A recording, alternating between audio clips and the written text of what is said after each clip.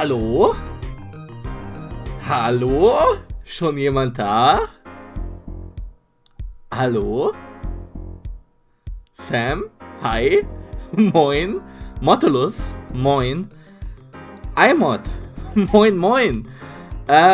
Und an alle anderen auch moin moin! Willkommen im heutigen Stream! Ja, heute spielen wir den ersten Fall, die erste Episode von Apollo Justice Ace Attorney, dem vierten Spiel von Ace Attorney. Die ersten drei handelten alle um Phoenix Wright, und jetzt gibt's halt einen neuen Anwalt. Das Spiel spielt 7 Jahre nach der Trilogie. Wir hatten nicht ganz so viel Abstand dazwischen, vielleicht hatten wir 7 Wochen dazwischen, vielleicht ein bisschen mehr, aber auf jeden Fall keine 7 Jahre, das heißt, wir mussten uns nicht ganz so lange gedulden. Ja, und das spielen wir heute. Ja, ich hoffe ansonsten, es geht allen gut, die hier gerade zuschauen, und ihr hattet bisher ein schönes Wochenende. Bei mir war das Wochenende eher arbeitsintensiv, aber eine coole Sache ist passiert, nämlich ich wurde am Freitag spontan geimpft. Ich wurde am Freitag spontan, völlig unerwartet, die erste Dosis bekommen, und Freunde von mir wissen das auch schon, und ja, dementsprechend hatte ich da Glück gehabt. Ich hatte auch deswegen ein bisschen Befürchtung, dass ich vielleicht heute flach liegen werde, deswegen, aber mir geht zum Glück spitze, und ich habe den Arm heute und gestern nur ein bisschen gemerkt, aber ansonsten war es eigentlich angenehm. Also, was heißt angenehm? Man hat halt einen kleinen Pieks bekommen und dann zack, und dann war fertig. Und ja, ich bin auch da. Wie geht's, wie steht's? Brownie, willkommen. Ich bin auch da, wer hätte es gedacht. Ich erzähle gerade von meiner Impfung gestern. Ich wurde ja gestern geimpft mit BioNTech. Ganz spontan, also irgendwie. Wir hatten vorher mal bei meinem Kardiologen gefragt, ich habe ja einen angeborenen Herzfehler, ob der impft und ob man da vielleicht einen Termin bekommen könnte und alles. Und er meinte, nee. Und auch wenn, ich bin kein Risikopatient und alles. Und schön und gut war es dann.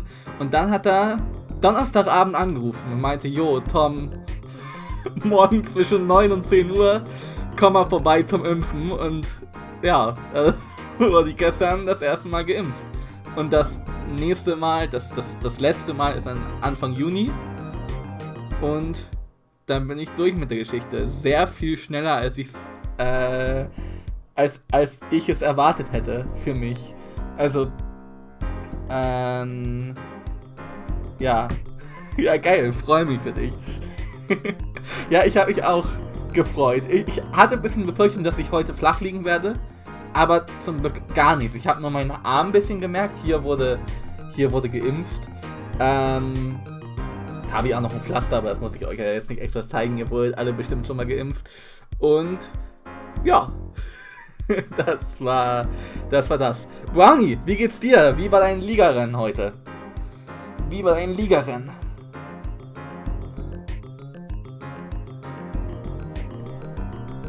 Oh, und ich musste auch, also mir wurde empfohlen, vom Schlafengehen eine Paracetamol zu nehmen, so eine Tablette. Habe ich dann auch gemacht. Ich weiß nicht, ob es irgendwas bewirkt hat. Mir wurde heute Morgen gesagt, ich habe irgendwie gehustet, aber ich habe es nicht gemerkt im Schlaf, also I don't know. Gut soweit. Anfang war etwas holprig und musste erstmal wieder reinfinden. Ja, mit einem neuen Lenkrad, ne? Mit einem neuen Lenkrad, da war ja was. Hört ihr übrigens die Musik im Hintergrund? Deswegen habe ich diese Dancing-Emotes reingemacht, also mit einem iMod-Account. Weil die ist doch nice, oder nicht? Das ist doch Cat Jam. Cat Jam würde man jetzt auf Twitch machen. Und musste erstmal wieder reinfinden, genau, das hatte ich gelesen, und dann kam Regen. Naja, hab den überlebt. Und danach ging's ab. Danach war ich nicht mehr aufzuhalten. Ja, perfekt. Ich hatte vorhin ganz kurz reingeguckt und da warst du irgendwie auf dem 9. Platz. Waren noch 6, 7 Rennen oder so. Und Speedy war schon draußen. Ich war etwas enttäuscht von Speedy. Aber du warst ja noch drin. Und das hatte ich ja. Brownie, our boy. der macht das. Letzten Endes Platz 7, was ganz solide ist. Ja, das ist doch gut. Wie viel waren da? 14, 15, 16. Ich glaube so um den Dreh rum, wenn ich mich richtig erinnere. So gutes Mittelfeld, ne? Ja, Speedy hatte den Fahrfehler und ist leider ausgeschieden. Uff an der Stelle. Uff für Speedy. Ah ja. Ja, insgesamt 17 oder 18. Okay, dann doch noch mehr. Eine kleine Sache noch, was euch jetzt nicht viel betrifft, aber auch schon, weil es mit euch zu tun hat. Da hinten seht ihr diese Teile. Warte, ich nehme mal so eins. Das sind 24 Stück von diesen Schaummatten. 24 Stück davon, einmal in schwarz und einmal in rot. Und die kommen jetzt, wenn ich mit meiner Präsentation durch bin am Montag und alles, wenn ich wieder etwas mehr Zeit habe, kommen die hier an die Wand und dann hört man mich nicht mehr. Beziehungsweise dann hört man mich weniger von draußen. Weil, wenn ich hier nachts noch rumschreie, wenn wir irgendwie Alien Isolation spielen oder so, dann ist das nicht ganz so lustig für die Nachbarn und alle, die hier noch so wohnen. Und deswegen habe ich mir sowas mal gegönnt. Mal gucken, was es bringt. Und ja, mal gucken, wie das wird. Oh nein, sie braucht auch ein paar, gebt mal rüber. Ja, ich sag nur, Einbildung ist auch eine Bildung, Brownie, ne? Wo du dachtest, dass es bei dir klopft im Stream. Genau, wann streamst du eigentlich mal wieder, Brownie? Wann streamst du eigentlich mal wieder? Streamst du mal wieder, überhaupt? Ja, genau.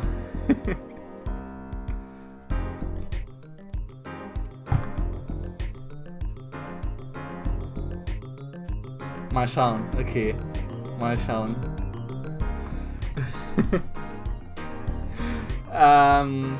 Ja. Ansonsten würde ich jetzt langsam zum Spiel übergehen auch. Heute spielen wir nämlich Apollo Justice Ace Attorney, der 4. Teil von der Ace Attorney-Reihe, hatte ich am Anfang schon mal gesagt, aber für die jetzt noch hinzugekommen sind, sei es nochmal, der 4. Teil der Ace Attorney-Reihe, der spielt 7 Jahre nach Trials and Tribulations, was wir als letztes gespielt haben, nach der Trilogie quasi. Und ja, wie der Titel schon sagt, geht es diesmal nicht um Phoenix Wright, sondern um Apollo Justice, auch ein Anwalt. Und ja, 7 Jahre danach, ich kann so viel schon mal verraten, wir starten bei dem ersten Fall von Apollo, das ist ja eigentlich klar, und sehen dann mal, wo ihn seine Reise so hinbringt. Nächstes Wochenende ist ein 6-Stunden-Rennen geplant, aber nicht in Formel 1 mit Fahrerwechsel. Mal schauen. Mal schauen das vielleicht. Okay. Ja. Und ihr habt schon gesehen, die erste Episode heißt Turnabout Trump. Also, erstmal, wir spielen es auf Englisch, ne? Wir spielen es auf Englisch, hatten wir vorher abgesprochen, wir spielen es auf Englisch. Entschuldigung für meinen deutschen Akzent hier und da. Entschuldigung, wenn ihr hier und da mal was nicht versteht. Wenn ihr was überhaupt gar nicht versteht, fragt ruhig nach im Chat, dann übersetze ich euch das. Wenn ich mal was nicht verstehe, übersetzen wir uns das auch. Dann gehen wir kurz auf dict.cc und übersetzen uns das da. Und ja, ansonsten gilt im Chat, wenn ihr das Spiel kennt, nicht spoilern. Wenn ihr das Spiel nicht kennt, auch nicht spoilern. Und ja, ihr dürft aber gerne Theorien aufstellen mit Rätseln, bliblablub. Und ja, ich glaube, dazu ist alles dann gesagt. Okidoki. Dann noch eine kleine Sache, die ich mal zeigen wollte. Ich hole mir schnell was zu trinken und bin sofort wieder da. Okay, Brownie, ich warte dann noch ganz kurz auf dich, bis du da bist dann. Ich zeige schon mal das hier. Denn eigentlich, wir spielen es auf BlueStacks. BlueStacks ist ein Android-Emulator, also quasi, was ich hierauf spielen könnte, spiele ich hier drauf, auf dem PC. Und eigentlich sieht das Ganze so aus. Das hast du hier Apollo Justice, Ace Attorney. Dann kannst du Tap Screen machen. Dann hast du hier Episode Select. Dann haben wir hier Turnabout Trump, Episode 1. Und man sieht schon hier an der Seite, hier ist ein schwarzer Balken und hier ist ein schwarzer Balken. Und das ist nur in 4:3 dargestellt. Und weil das irgendwie doof ist, ich hatte auch schon Arrangement gemacht. Brownie, willkommen zurück. Ich hatte auch schon Arrangement gemacht. Habe ich das noch? Ist das die hier? Nee, das ist nicht die hier. Wo man dieses 4:3 quasi hat. Also wo man dieses 4:3 hat und dann mich links mit einer fetten Facecam und euch noch den Chat. Aber dann habe ich gesehen, dass es auch geht, dass man in OBS einfach spreaden kann, das Ganze. Und ihr habt es jetzt gerade schon gesehen, weil ich missklickt habe. Aber... Oh, warte. Nein! Hier! So sieht das Ganze dann aus. Es ist ein bisschen gespreadet. Eigentlich ist es 4:3 und es ist jetzt auf 16:9 gespreadet. Ja, aber sieht immer noch gut aus, würde ich sagen. Also wenn man es nicht weiß, merkt man es gar nicht. Ihr wisst es jetzt, ihr werdet es merken, aber trotzdem. Das ist dementsprechend das. Ich mache schon mal die Musik aus und ja, wie gesagt, 7 Jahre nach der Trilogie geht's weiter. Wir haben völlig neue Charaktere, einen völlig neuen Cast, nichts mehr mit Phoenix, Maya, Mia, Pearl und alles, die Geschichte ist vorbei. Sondern wir haben jetzt Apollo Justice und wen der so die ganze Zeit begegnet. Es könnte sein, dass wir hier und da auch Charakteren begegnen, denen wir schon mal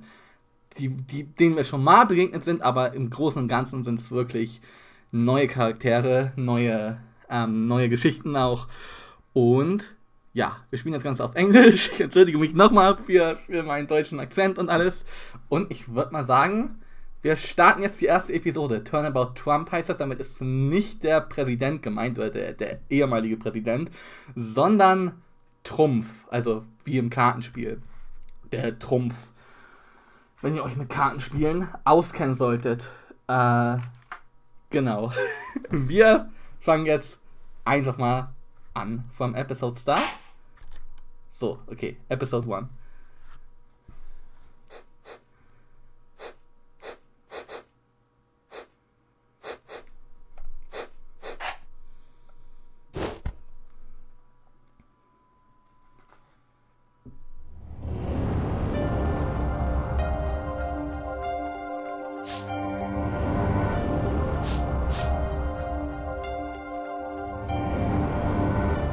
Showdown time.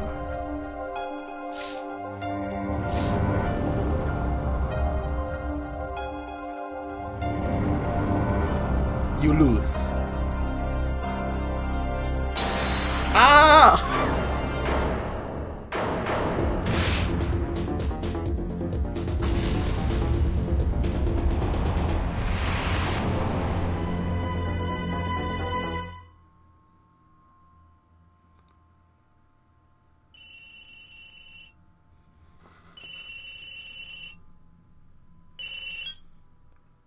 I seem to be in a bit of trouble. Something like that. Dead. Someone hit him. Hard. Me? Please. The cops should be here any minute. I'm in your hands. Should it come to that.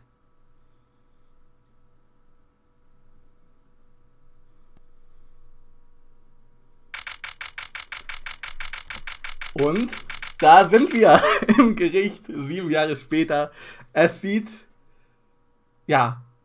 leicht anders aus, diese ganze Lobby. Nicht zu sehr anders, aber bisschen anders. Und April 20, das ist auch gar nicht mal vor so langem, vor 2,5 Wochen ungefähr. Genau. April 20, 9:37 a.m., genau, District Court, Defendant Lobby, Number 3. Panicked, palms sweaty. I can admit it, I'm nervous. Okay, wir sind Apollo, wer hätte es gedacht? Good morning. Good morning, sir. You look tense, Justice. Wound up tight. Wound up, sir? No, I'm loose. I'm fine. That screeching noise. Is that your voice? I suppose it's to be expected. Your first trial and it's a homicide. I guess justice doesn't start small, Haben wir schon den ersten, ja, das erste Wortspiel, ne? Justice. Weil er Apollo Justice heißt, ne? Und Gerechtigkeit und alles. Und Homicide, ich glaube, das muss ich nicht erklären, aber ich mache es trotzdem. Homicide ist halt Mord. Wer hätte es gedacht? Und, hört ihr die Musik? Das war dieselbe Musik, wie wir gerade benutzt haben. Am Anfang. Wie wir die gerade die ganze Zeit gehört haben. I'm fine. Oh, okay. I got up at 5 AM to do my Chords of Steel voice workout. I'm fine. Und Chords sind Stimmbänder. Also Stimmbänder aus Stahl. Und dafür ist er um 5 Uhr morgens aufgestanden. Und ich sollte nicht so viel anhalten, um zu erklären. Wenn ihr was nicht versteht, dann schreit bitte. That explains it. I did detect a certain rasping quality to your speech. I overdid it again.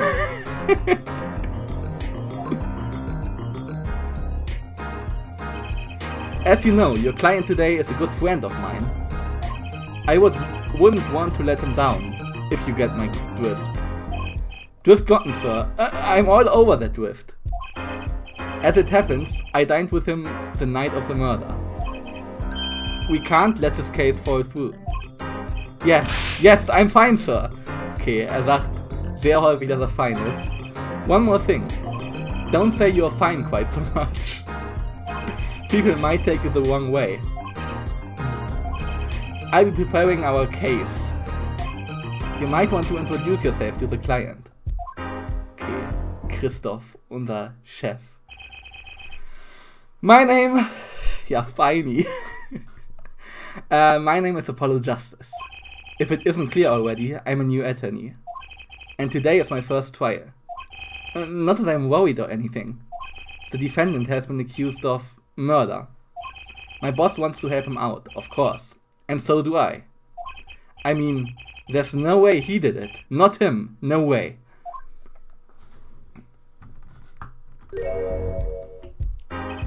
Okay. Das ist unser Klient. Unser Mandant. Wow. Good morning. Morning.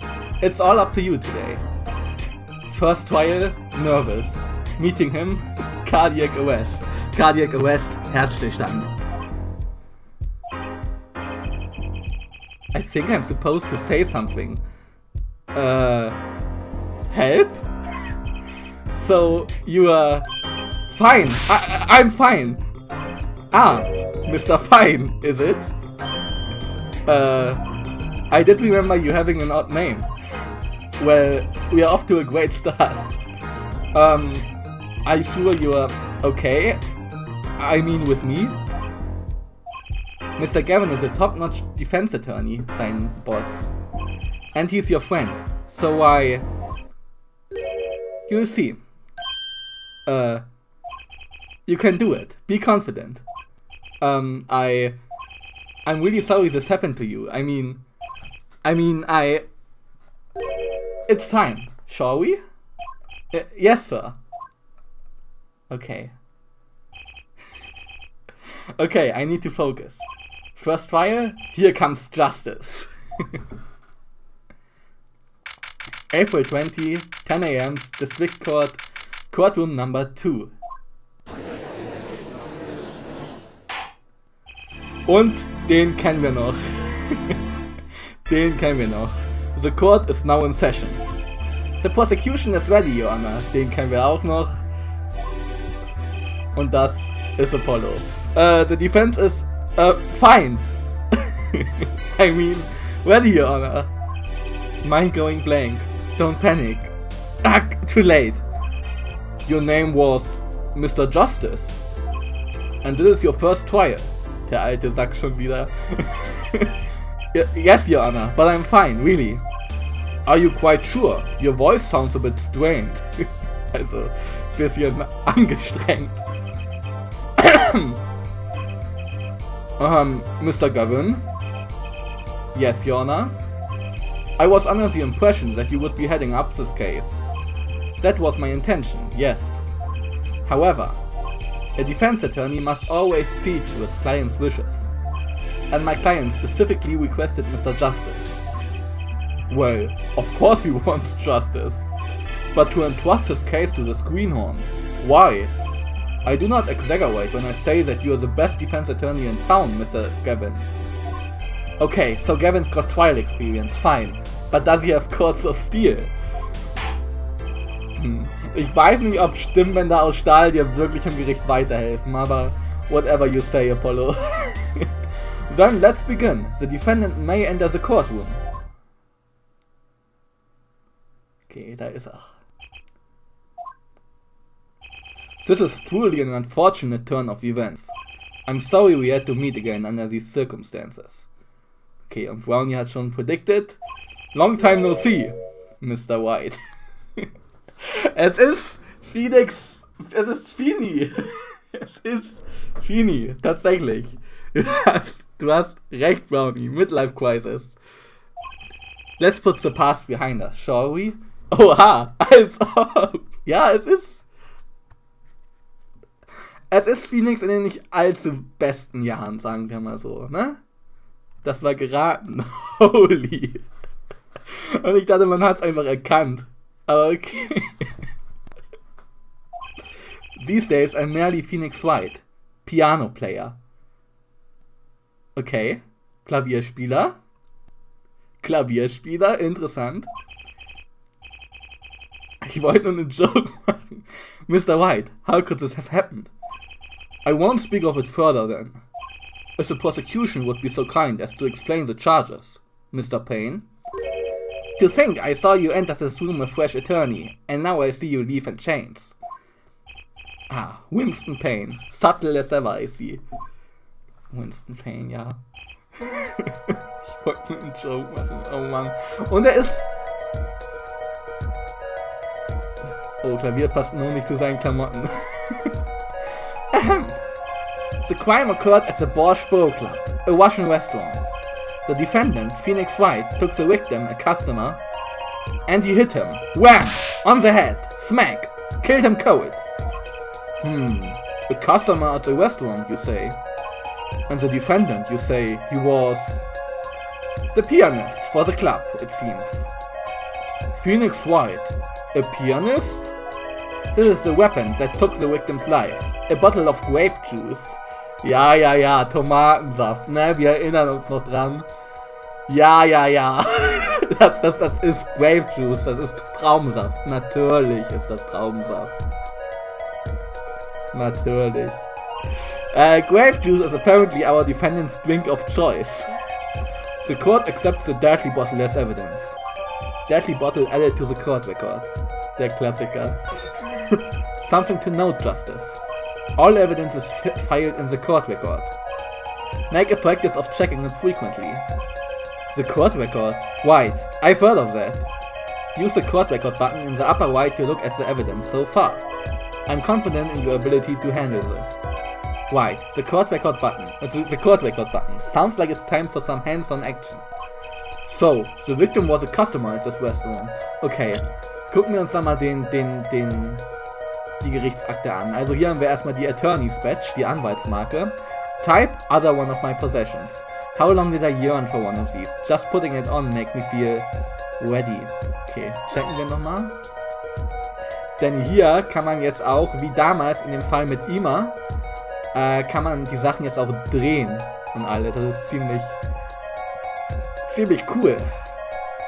So, examine. There's a number inscribed on the back of the badge. There are many numbers like it, but this one is mine. Proves that I'm an attorney. To tell the truth, I get a happy feeling inside just looking at it. Ui, 3D-Model, nice. Ja, sehr nice.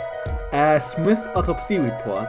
The time of death was around 2 AM, April 17. Death caused by single blow to forehead. Okay, lesen wir nochmal. Victim's name, Shady Smith. Age unknown, male. Estimated time of death, April 17, between 1:45 a.m. and 2:15 a.m. Okay, also nachts aber.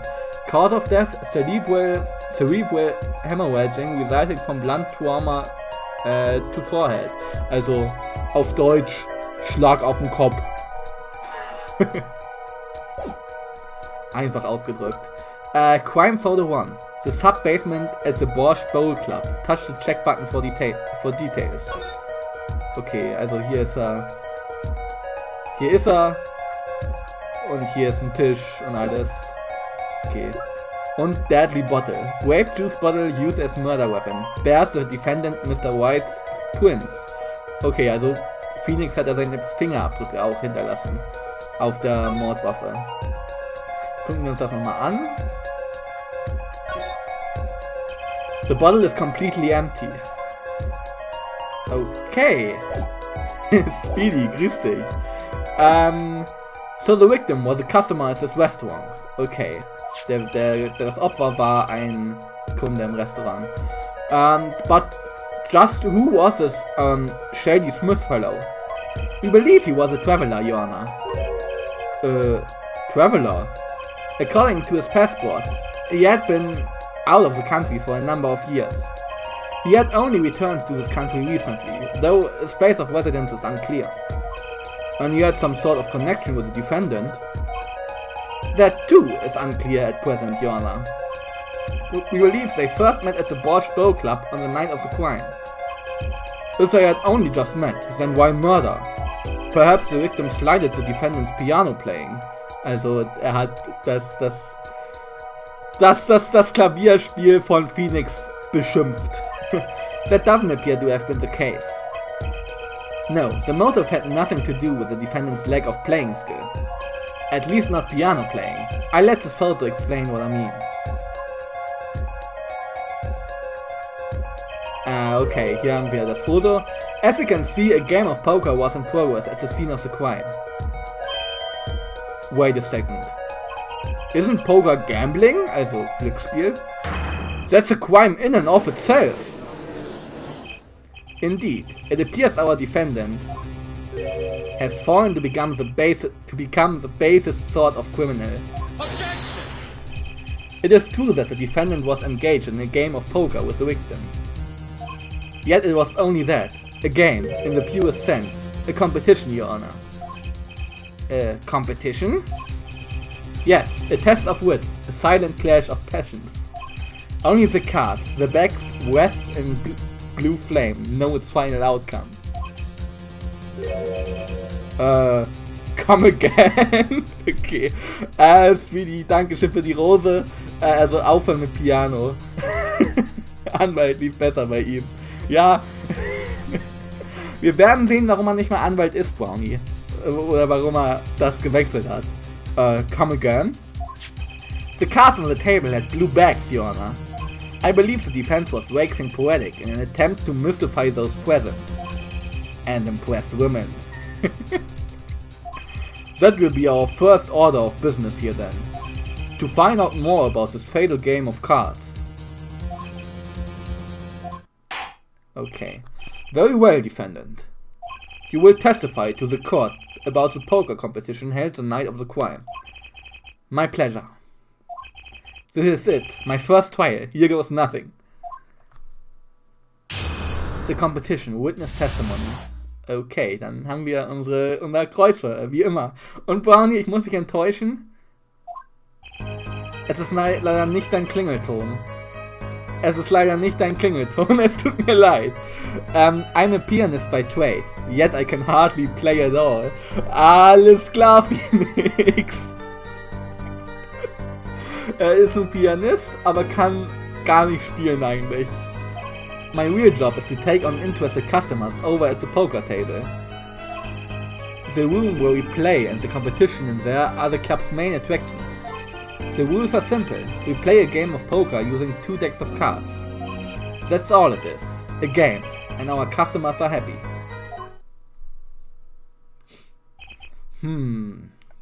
A pianist who can't play piano? Better than a defense attorney who can't defend. Very well. The defense may begin the cross-examination. Right, Your Honor. My first cross-examination. Don't blow it. Are you alright? You are sweating bullets. Bullets? Where? It's a figure of speech, Justice. Your voice sounds strained and raspy, too. My brain feels strained and raspy, sir.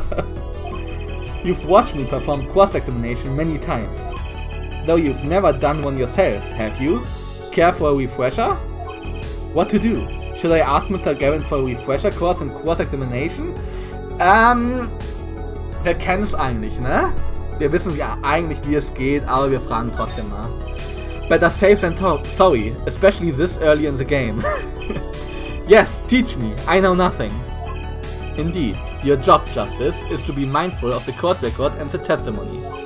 Look for inconsistencies in the testimony with what the court record tells you.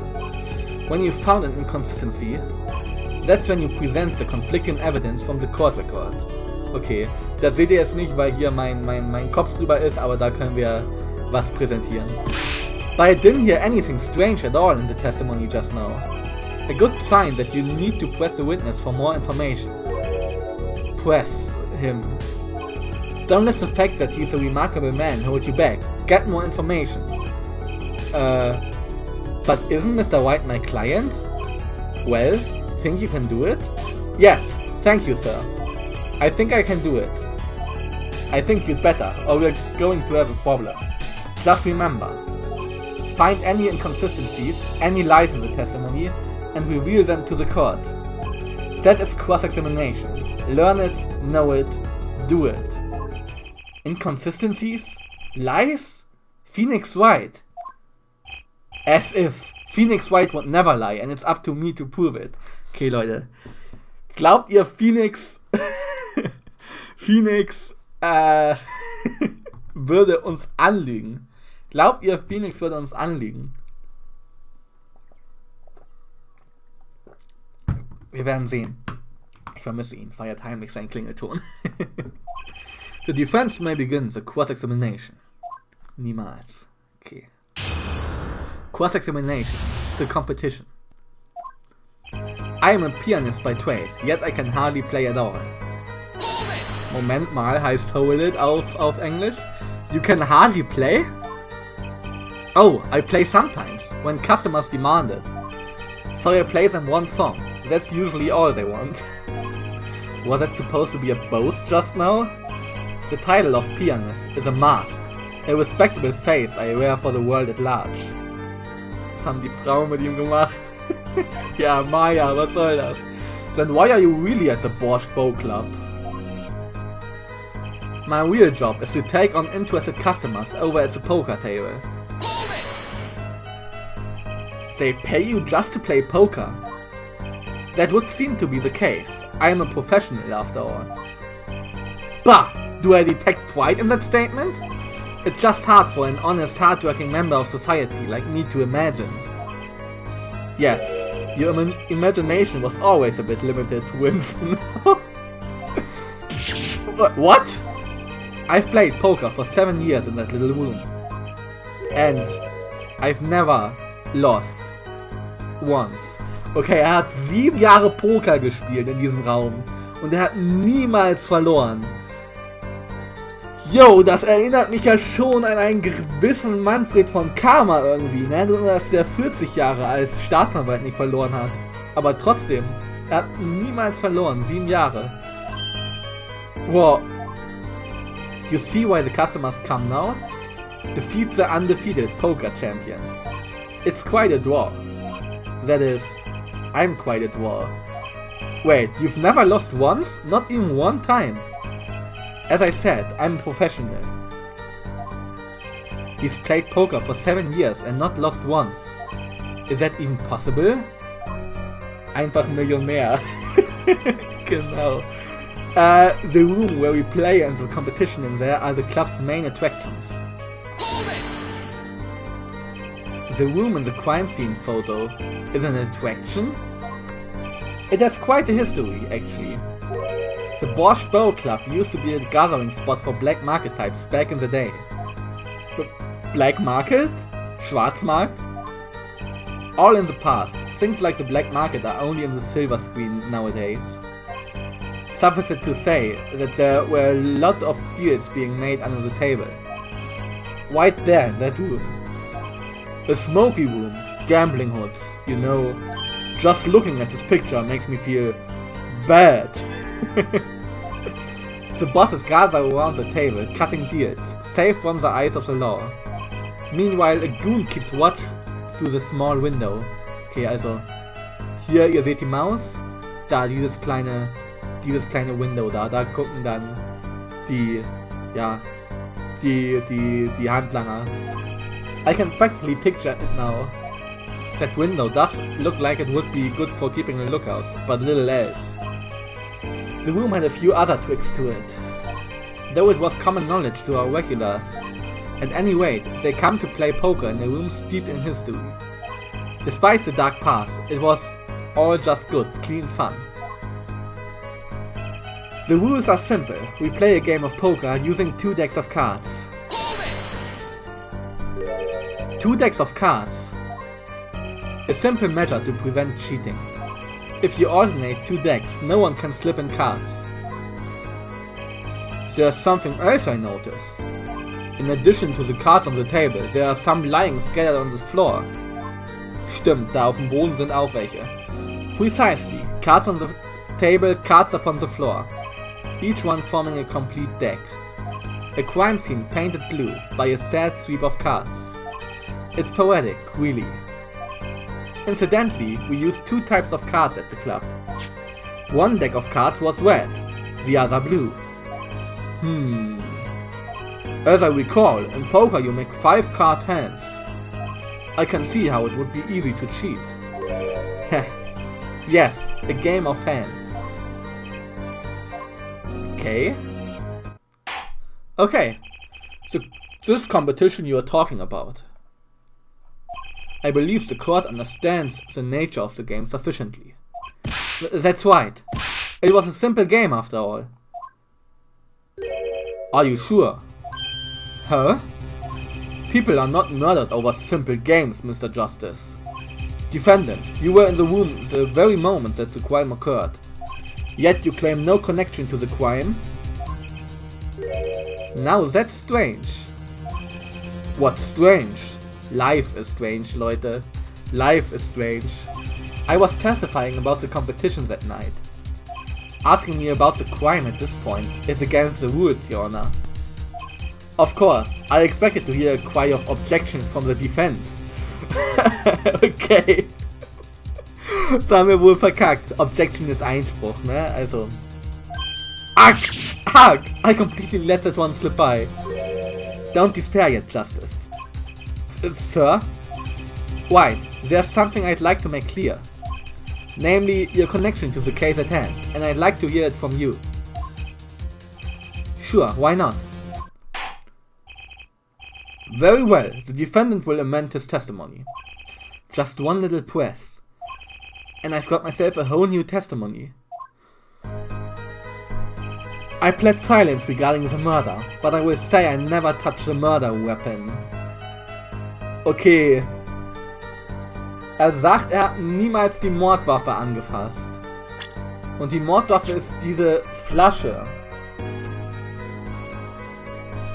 Und hier steht, bears the defendant Mr. White's Prince. Also hat er uns doch angelogen, Brownie. Er hat uns angelogen. No! Wie nix! Also, okay. Ja. Was heißt das, wenn wir jetzt... Oh Gott, Rechtachs. Okay. Machen wir mal Objection. So you say you didn't touch the murder weapon. This grape juice bottle. Grape juice, yeah.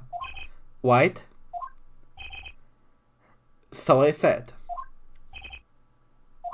Something's the matter, Mr. Justice. Hehehe. Too bad our new defense attorney never learned how to play dumb. What's this, Mr. Payne? I examined the bottle in question, you see, and it was covered with the defendant's fingerprints. OBJECTION! No need to shout, Mr. Justice. I can hear you just fine. Excess yelling can damage the judge's ears. And our case. Oh man, Apollo. But what about my cords of steel? Anyway, what's so strange about fingerprints on a bottle in a restaurant? Hör die Musik, Leute. Die Musik ist nice. Die Musik ist nice. Also was ist so seltsam, dass Fingerabdrücke auf einer Flasche in einem Restaurant sind? Well, that's true. Okay. Oh, they wouldn't prove a thing if they were normal fingerprints. Huh? But the fingerprints on the murder weapon were upside down.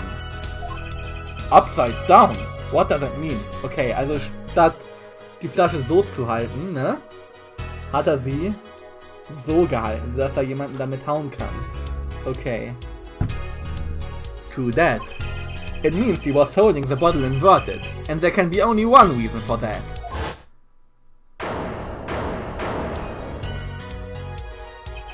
Yes. To brain someone with a bottle. Ah! Mr. Gavin, I think things just took a turn for the worse. Oh, I see no problem, Justice. Huh? The only thing that matters is the truth. There's a good reason for everything, you will see. Defendant, can you explain your fingerprints on this bottle to the court? I stand by my plea of silence regarding the murder. For now. Not very cooperative, are you? This could hurt your case. I'm sure he's uncooperative because he's hiding something. There must be some reason. Objection! Your Honor, I seem to have forgotten something. And what might that be, Mr. Gavin? On the night of the crime, who was it who reported the murder to the police? Reported? Well, that was the defendant, Mr. White. But still, that... Okay, also er hat die Polizei angerufen. Okay. Er hat die Polizei angerufen. Oh, really? Yes. Well, according to the case file, the murder was reported from near the scene by a call from the defendant's cell phone. Near the scene? Let's take a look at the diagram of the murder scene, shall we? Okay. The victim was murdered in a small room in the basement, 2 floors from ground level. Of course, cell phones can't get reception so far down. The defendant used the stairs in this hallway to go above ground. The call came from the first floor of the restaurant. I see. And it is the phone that made the call. White's cell phone added to the court record. Okay. The defendant could have just fled the scene of the crime if he so chose. Yet he fulfilled his duty as a citizen and reported it to the authorities. And you claim he is being uncooperative? Ugh. Nice save, Mr. Gavin. I'd better not waste this. I think the prosecution has toyed with our client enough for the time being. Toyed? I assure you, no one is more serious about... What was it you said? The defendant was in the room the very moment that the crime occurred. How can you possibly know this? That's a good question. How indeed? The answer is simple, Your Honor. The prosecution has a decisive witness. Hehehe. You are as good as they say you are. So someone else was in the room the night of the crime. That must mean they witnessed the crime. Everything up till now has been a warm-up, Justice. Are you ready? Okay, also haben wir einen Augenzeugen tatsächlich. Very well, the prosecution may call its first witness to the stand. Okay. The witness will state her name and profession. Hold on just a moment. Where's the witness? I surmise that she has been frightened by the defense's demonic-looking horns. Bei seinen Dämonenhörnern hier. So I use a little hair gel. Relax, people. Have no fear. If any horns point in your direction, this cord will cut them off. You are sure? I swear it on my gavel. Please, come out.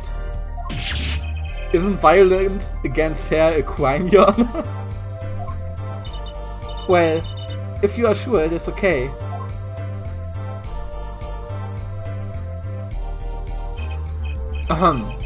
Now, wait a minute. Would the prosecution care to explain the witness, Paraphernalia? Paraphernalia ist Zubehör, also die Kamera, die da hat. Yes. She is a professional, Your Honor. Those are merely the tools of her trade. And that would be... My name is Olga Orly. I'm employed as waitress in Borscht Bowl Club restaurant. Then, why the camera? Of course, it is my pride to serve Borscht that is naming restaurant. Borscht ist, glaube ich, einfach so eine russische Suppe. Not sure though, aber es ist irgendein russisches Gesicht, ja moin, ein russisches Gesicht. Ein russisches Gericht, so. But I also perform, how to say, other service. I take it one of these other services is taking the customer's pictures. Da, like for example, this one.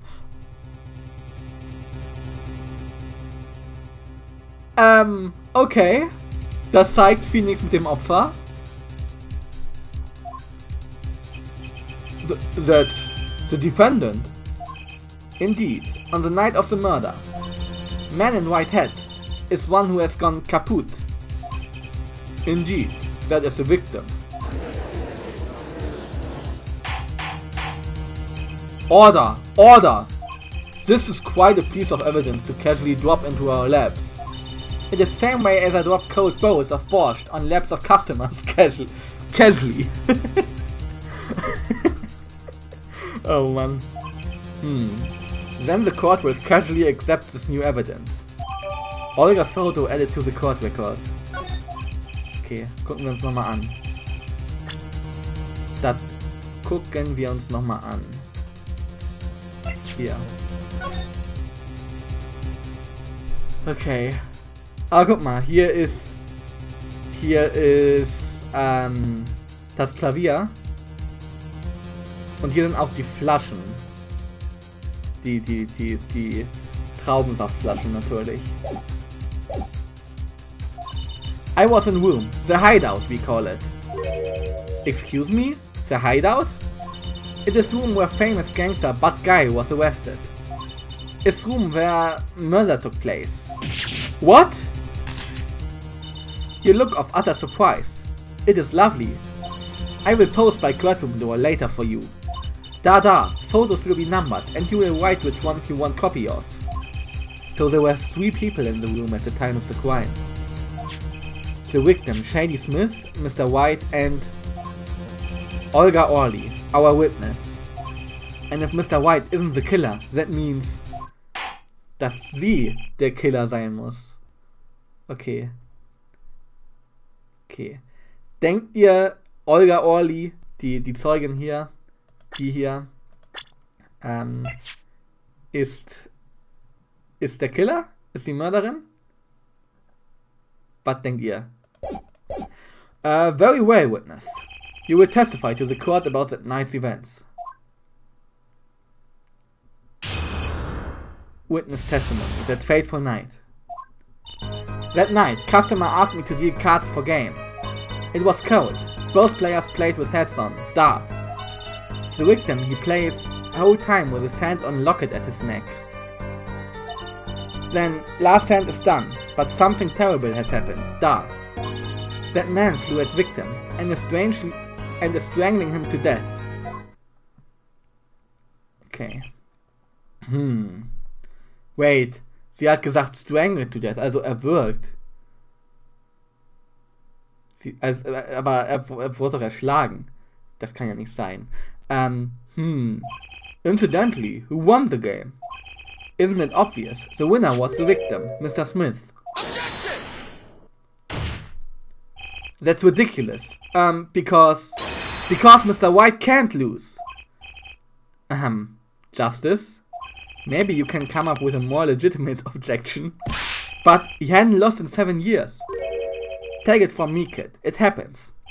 I didn't lose a case my first 7 years as prosecutor, either. Incidentally, I have some evidence here. Okay. These are the poker chips as they lay the very moment of the crime.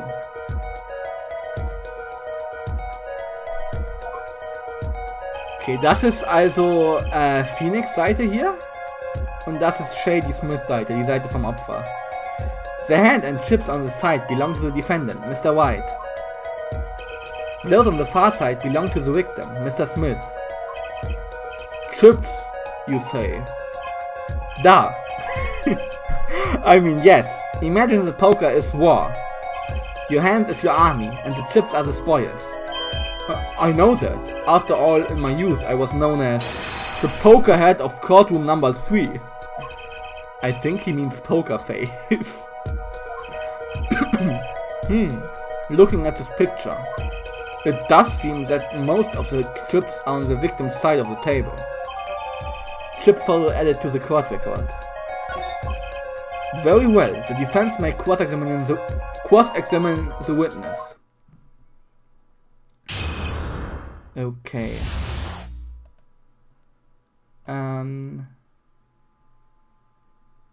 So, einmal ganz kurz was gucken. Brownie, ja, es ist... Yep, Brownie, das ist er. Das ist a volle Justice. Oh Mann. Ja, das ist a volle Justice. Ja, er hat es gefunden. That fateful night.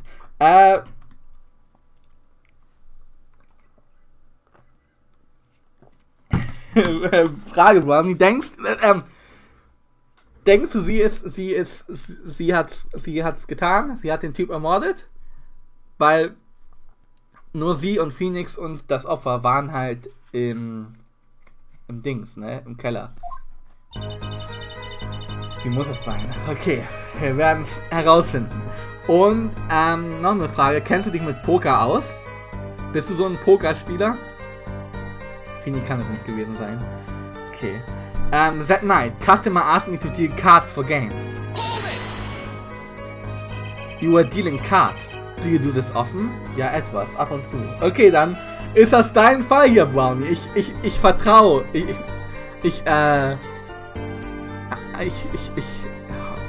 I'm depending on you, ne? Also, wenn ich Fragen habe zu Poker, du erklärst mir das, ne? You are dealing cards. Do you do this often? Ja, nice. Da, I'm doing this. If customer wishes it, I serve anything. Borscht, cards, more borscht. It is my work. Bring it on. It's good to hear of a place that hasn't forgotten the meaning of service. Welcome you to Borscht Bowl Club, where borscht is as warm as a waitress. Thank you for not handing out flyers during the cross-examination. It was cold. Both players played with hats on. Da. It's already April. How could it be cold? At Borscht Bowl Club we have quite an authentic rustic Russian restaurant theme. Outside it is city in spring, but inside it is always as cold as Mother Russia. No way am I going there. When it comes to hot borscht, cold is best seasoning. Da. The victim. He plays whole time with his hands on locket at his neck. His locket.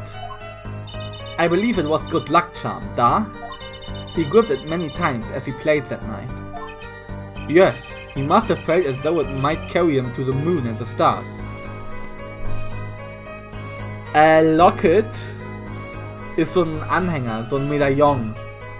Ich glaube, er hat hier eine falsche Definition von Locket. Though if it were small enough to fit around his neck, it wouldn't have much lift. The defense would like a clarification. This is a locket we are talking about?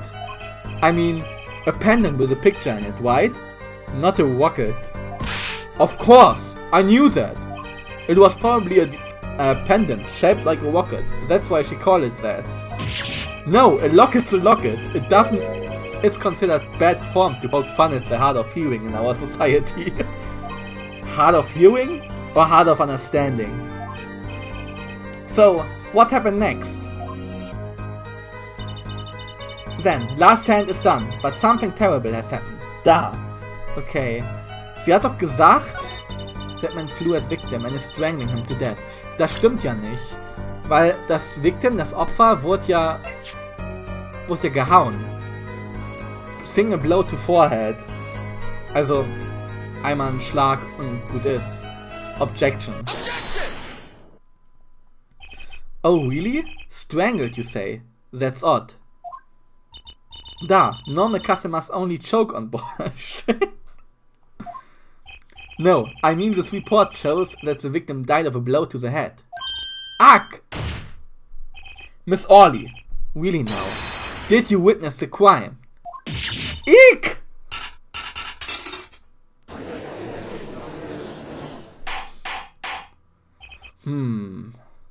Looking at the picture, it doesn't seem like he was hit. He's still wearing his hat and everything. Yet it is a fact that he was hit, Your Honor. Okay, here's a photo we took of the victim with his head off during our investigation. Okay, also hier oben ist die Wunde. Well, that's quite shocking, isn't it?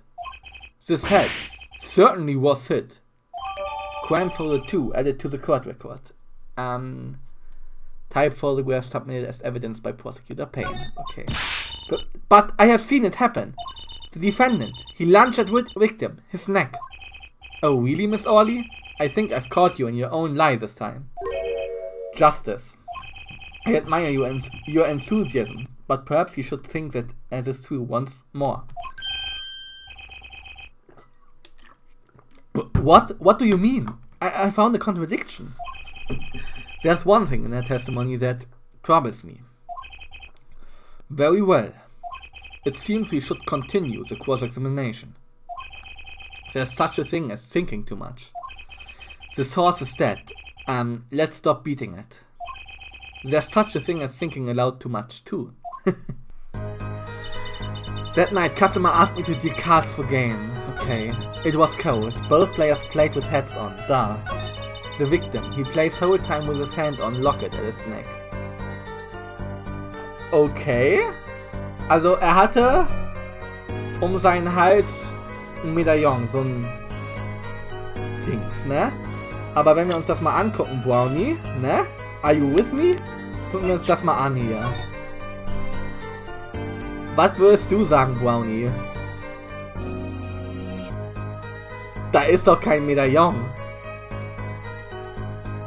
Siehst du da irgendwo ein Medaillon? Nix da. Okay.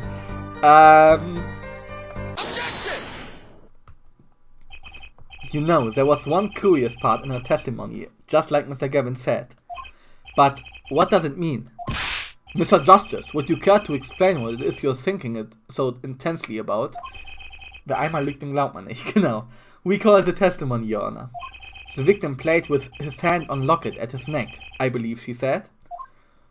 I hope you aren't about to raise an objection to the witness' grammar. No, but look at this photograph. Do you see a locket on the victim's neck? Well done, Justice. I'm impressed. I knew you'd be able to handle this. But what does it mean? If we are to believe this witness testimony as is, then the locket disappeared following the victim's death. Lockets don't just disappear, Your Honor. It's quite simple when you think about it. Okay, Brownie, was denkst du? Wo ist das Locket? Wo ist das Medaillon? If the locket is gone, someone must have taken it off, no? Taken it off? Wait, you don't mean... The defendant wasn't strangling the victim at all. He was taking off his locket. Wouldn't that explain it? Ah! Ugh? Defendant, what do you have to say to this? Oh, siehst du es? Siehst du es hier? Oh oh. Say. Yes? I just noticed this, but you have something hanging around your neck, don't you? Oh, you mean this? Yes, it's a locket with a photograph inside. A photo of my daughter!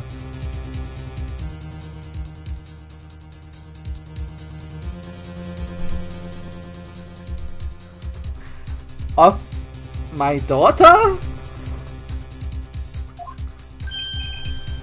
Come again? Mr. White, you have a daughter? We confirmed it at the time of the arrest. The picture in the locket is indeed Mr. White's daughter. Wait, hold on, give me a sec. What? Ja, viel passiert in 7 Jahren. So Mr. White has a locket too. Why don't I buy that? This is just a coincidence. Well now, if the results of this poker game led to the murder, perhaps we should hear a bit more about the outcome of the game. Further testimony won't really be necessary. Uff. It's clear the defendant lost badly. Okay, Brownie. Welche Seite hat hier gewonnen? Das muss ich erstmal schlucken. Okay, Brownie. Fokus auf den Fall. Welche Seite hat hier gewonnen? Rechts oder links? Du als Poker-Champion.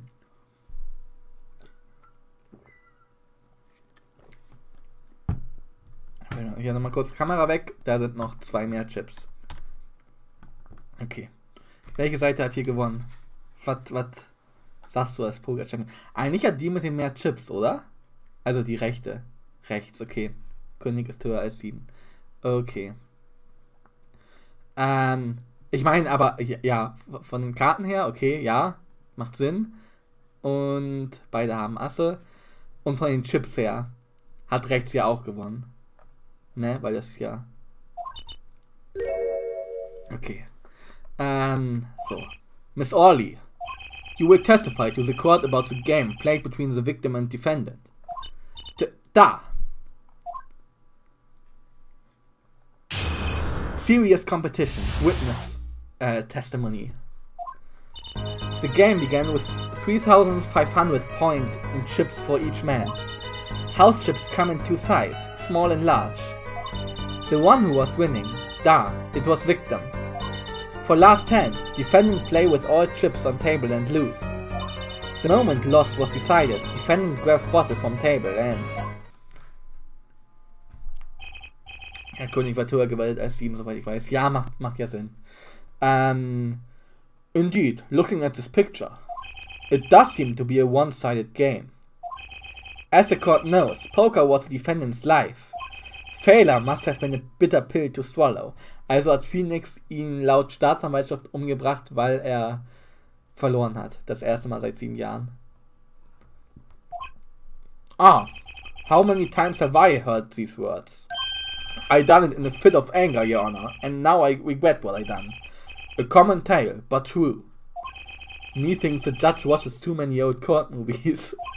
Mr. White said he hasn't lost in 7 years, so this testimony must be wrong. Serious competition. Examination. The game began with 3,500 points in chips for each man. Are those the usual starting points? Were any special rules used? No, not special. Usual game, usual rules. If each man began with 3,500 points, then the total would be... exactly 7,000 points. Please, this isn't calculus. It's not even long division. House chips come in two sizes, small and large. Are the chips in this photo all the chips that were used? Da, of course. Something's fishy with these chips. Should I press harder? Yes, press harder. Maybe you could explain a bit about these chips. Explain? What is there to explain? Poker chips are poker chips. They are not fish and chips, not a chip of the old block, not a motorcycle Thanks. Now that I've pressed her, I'd better ask something. What are these chips worth? Are they in dollars? Or rubles even? Niet. As I have been saying before, it was game, not gambling. Hard perhaps for capitalists to understand. Two types of chips. 100 points chip, 100 points chip and 1000 points chip. It is not money, da. Justice. Sir, don't you find your comment interesting? In more ways than one, sir. I'd have it added to a testimony myself. Well, does the defense want the witness to add to her testimony? Yep, wollen wir. Yes, I do think this deserves further scrutiny. Add it to the testimony. I wish I knew where I was going with this. Very well, witness. If you would be so kind. Da, Your Honor. One kind of chip is worth 100 points. Other kind is worth 1000. Two kinds in all. Okay, also... Okay.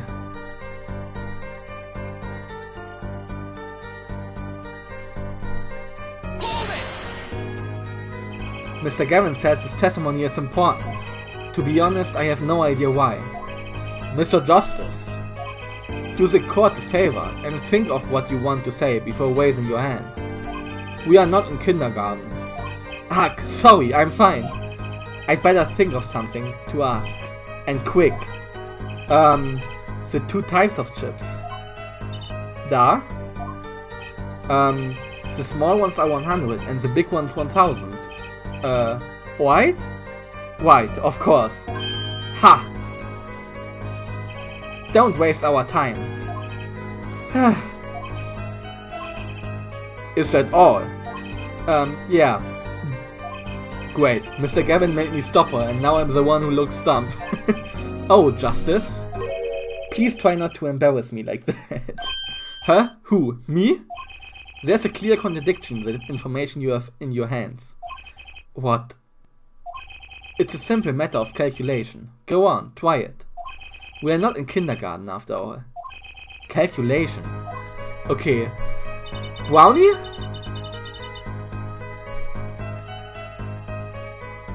Brownie? Bist du neben Poker auch gut in Mathe? Ist die Frage. Bist du neben Poker auch gut in Mathe?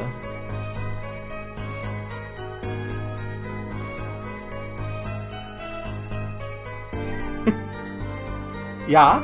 Naja, okay. Wir machen es ganz langsam. Also wir haben gerade gelernt. Eher nicht so. Wieso? Ja, weil hier, wir wissen, die kleinen Pokerchips sind 100 wert, 100 Punkte, und die großen Pokerchips sind 1000 Punkte wert. Soweit so klar, ne? Und gerade wurde gesagt von Olga Orli, dass jeder am Anfang 3500 bekommen hat. 3500 Punkte auf diese Chips verteilt. Und insgesamt gibt es 7000. Also insgesamt gibt es 7000 Punkte. Deswegen, weil jeder 3500 Punkte bekommen hat. Genau. Die Frage ist, kommt das hin? Wir zählen mal, ne? 1, also 100, 200, 300, 400, 500, 600. Das kommt ja schon mal irgendwie nicht hin, ne? Weil es sind ja exakt 7000, ne? Und dann... Es gibt 9 große Chips, also haut's nicht hin. Es gibt sogar 10 große Chips, weil hier in der Kamera ist noch einer. Also sind insgesamt 10.600 Chips. Aber guck mal, wenn man es jetzt umdreht, wenn die großen 100 sind, ne? Denk mal, die großen sind 100, dann haben wir 1000. Dann haben wir noch 6 kleine Chips, dann haben wir 7000. Sie hat gelogen. Und Phoenix hat dann eigentlich gewonnen, weil dann hat er hier 4500 und er hat hier 2000, ja, 100, 200, 300, 400, 500, 600, 700, 800, 900, 2900 und er hat 4000. Hat Phoenix doch gewonnen. Dann hat Phoenix doch gewonnen. Hier, das ist aber ganz großer Betrug hier. You're sure it was the victim who won? Absolutely sure. It seems our new attorney is a bit confused. Anzeige ist raus. A glance at the picture is enough to tell you who won, if you're not in kindergarten. Just for safety's sake, could you explain the problem to the court? Of course, Your Honor. In this photo I see small chips and I see large chips. Tell me, which were worth 1000 points? Why, the big ones, of course. Duh. Oh, I thought so too. But then the totals don't add up. The totals? Also die Gesamtanzahl. Let's review what the witness told us. Each man started with 3500 points in chips. And the combined total value of the chips was 7000 points. Yes, if my calculations are correct. Let's see, 3 plus 1 carries a 5. They are, Your Honor. Now, look at this photo that allegedly shows all the chips. If the big chips are worth 1000 points and the small chips are worth 100, and you add them up, how much is it? Do it yourself, you aren't in kindergarten, are you? 10,600 points. The chips don't add up. This clearly contradicts the witness testimony. But why? How could this be? Exactly, Justice. Now that you know the what, you must determine the why. Why? There's only one possible way to explain this contradiction. Starting points were wrong, chip count was wrong, both were right. Ich denke mal, beide waren richtig, dann hat Phoenix gewonnen und hat kein Motiv. Each man began the game with 3500 points.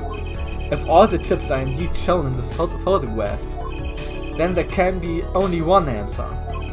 Well, what is it? The value of the chips was the other way around. What? Want to know what I think? The small chips were worth 1000 points, not the big ones. Madness! Utter madness! Show me that photograph of the chips again. There are 6 small chips and 10 large chips. Why, that does make 7000 points then when you add them up. Big brain here. Excellent work, Justice. It's almost as though you figured it out by yourself. Well, I'm just glad I was the one who said it. But wait! The value of the chips may be different, but that changes nothing. Indeed, the victim did have a larger number of chips still.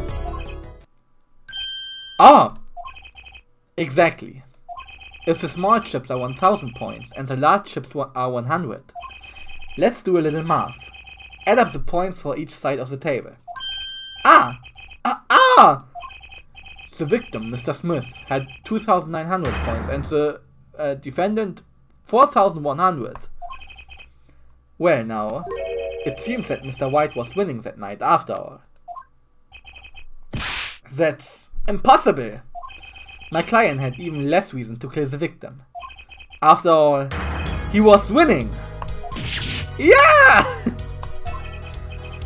Now, Miss Orley, you must have known the true value of the chips. since you were there at the site scene of the crime. Weren't you?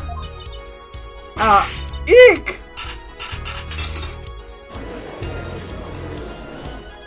Hört euch die Musik an, Leute.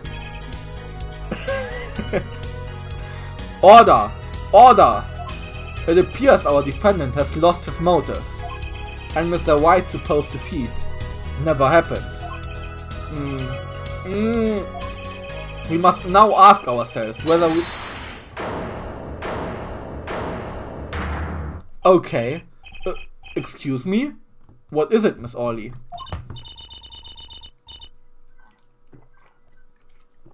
I did not want to be saying this, but actually, you see, see what, Miss Orley? What do we see?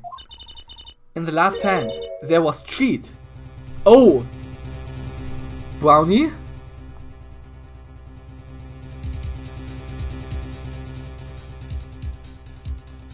Es wurde betrogen? Es wurde betrogen. Wo wurde denn hier betrogen?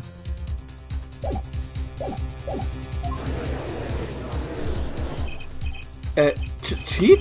You don't mean a trick? Wait, or do you mean a scam?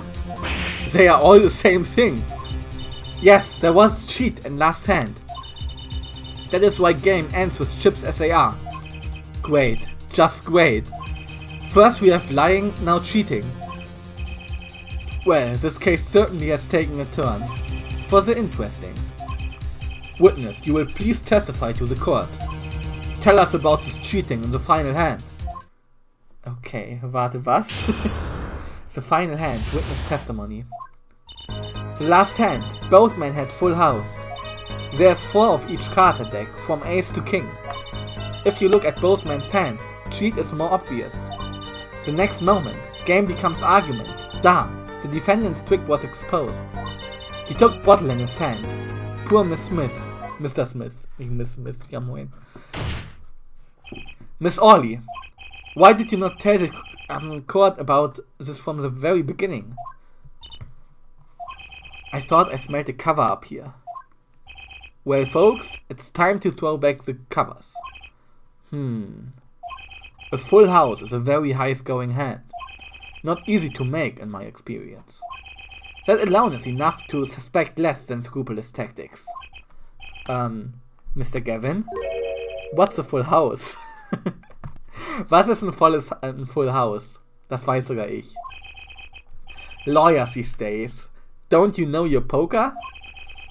I can't say this bodes well for your case or career. What is this? Some kind of secret court poker ring? Justice. You know the terms 1 pair, 2 pair and 3 of a kind, yes? Yeah, no problem. 2 cards with the same number makes a pair, and 3 makes a 3 of a kind. Good, now picture a hand with 1 pair and 1 3 of a kind. That's a full house. Naja, 5 Karten in einer Reihe, denke ich. Nee. Das ist, glaube ich, eine Straße, was du meinst, Brownie. Das hier ist ein Full House, also 3-mal das gleiche und 2-mal das gleiche. Das ist ein Full House. That doesn't sound very easy to make, does it? Ach nee, das ist eine Straße, was ich dachte, genau. You can see each player's hand in this photo. Wow, they both have full houses. We forget there's an easy way to make a full house and go undefeated for 7 years.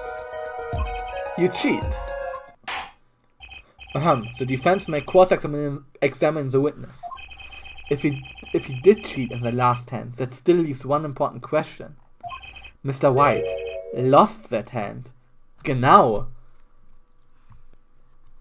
guck mal, Brownie, wie du gesagt hast, er hat die Hand ja verloren. Er hat diese Hand ja verloren, warum sollte er dann cheaten? Der andere hat ja 3 Könige. Who's ever heard of a professional con man losing when they cheat? Damn, the final hand, cross-examination. The last hand, both men had full house. Just how hard is it to make a full house anyway? It is quite hard, da. It is making a pair and a three of kind at the same time. I guess that's right. Very difficult, to be sure. You can take my word as a pokerhead of courtroom number 3. Very difficult, da, but it's not impossible. Okay, full house, hard. This line of questioning, a waste of time. There's 4 of each card in deck, from ace to king. 4 of each card, you say. Da, there's 1 spade, 1 diamond, 1 heart, and 1 club for each card. It is interesting fact says that this number 4 comes from number of seasons. Hä? You don't say. Okay, also diese 4 Karten kommen von den Jahreszeiten. Ah, and did you know that the cards are numbered 1 to 13? Add all the cards in the deck and you get 364. A year. Huh? You don't say. Isn't that 1 day short? That's why each deck has 2 jokers. They say the second joker stands for the leap year, also für das Schaltjahr. Thus you have a perfect representation of the year, all in the deck of cards. Huh? You don't say. We're going to be in this courtroom for a year if it keeps going like this. Haben wir was über Poker gelernt? Interessant. If you look at both, oder von Kartendecks allgemein. If you look at both men's hands, cheat is more obvious. How was it clear? Da, well, the defendant, he played a 5th ace. A 5th ace? I still remember both hands very well. Mr. Smith's hand has 3 aces. And Mr. White's too. Obviously cheating was afoot. Or perhaps I should say, a hand. Wait, hast du gerade gesagt, Mr. Smith hatte 3 Aces? Also 3 Asse? Das ist ja nicht auf dem Foto drauf. Your Honor, perhaps this can be added to the testimony. Without Mr. Payne's joke. Dann gewinnt der mit den 3 Assen. Und wir haben doch gerade festgestellt, dass es nur 4 Asse gibt. Dann sind ja 5 Asse drin. Very well, the witness will add this detail to her testimony, please. Da waren 3 Könige, genau. Mr. Smith's hand has 3 aces and Mr. White's 2. It is 5 aces in all. Hat 2 Kartendecks, um Cheaten zu vermeiden. Genau. It appears the witness is mistaken. Mistaken? Sie ist mistaken. Oh man. But my name. Look, this piece of evidence clearly contradicts what you said in your testimony. That's the photo of the chips, is it not? Justice. Perhaps you ought to explain your point in a way that the judge can comprehend. In other words, use your finger to point out your point. Okay. Yes. Please point out the contradiction in this photo. What particular point contradicts the witness testimony? Ja, hier hinten. Ne? Hier hinten, das hier.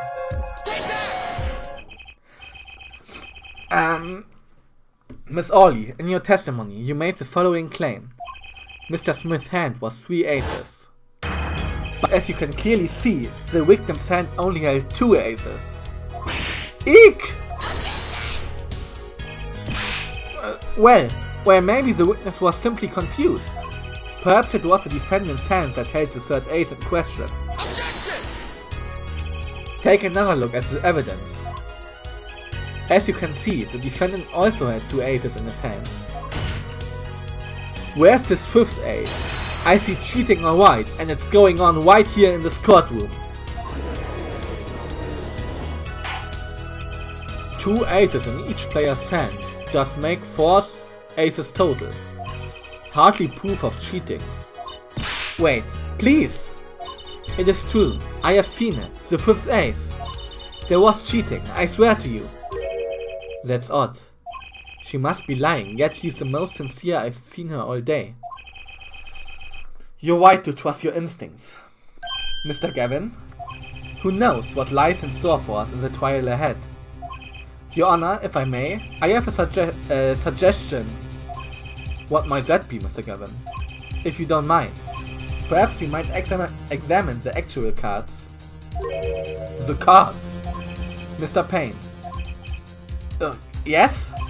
The player's hands that night were set aside as evidence, were they not?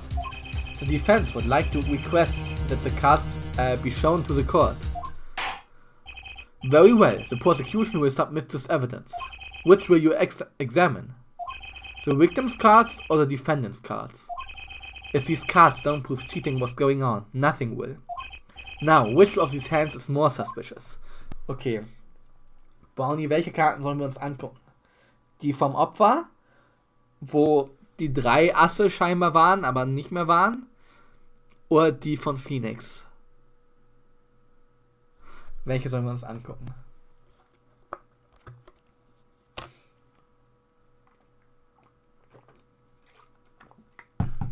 Victim, okay.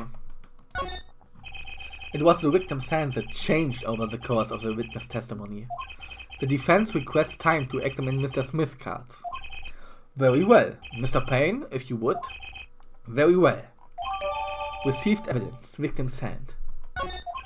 Well, time's wasting. Get to it, Justice. Yes, sir.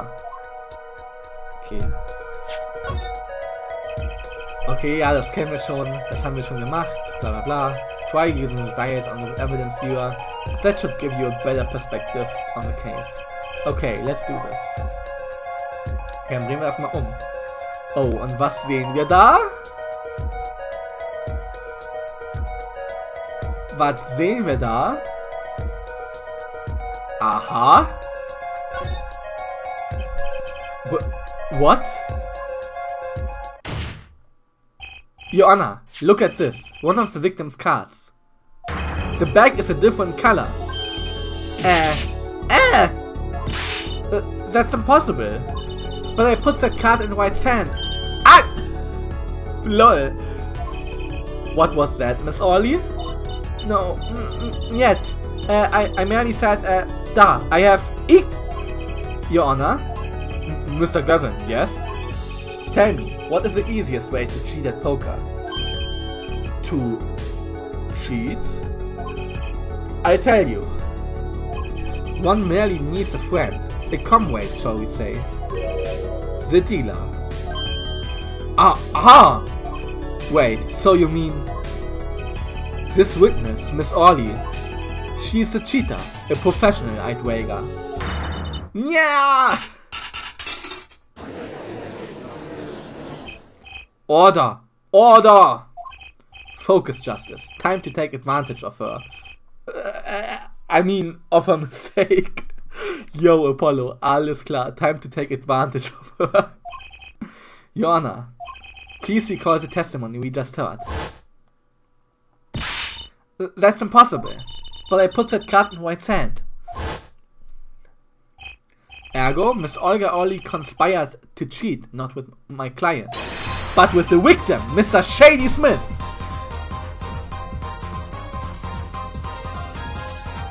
Auch hart die Musik. Ooh!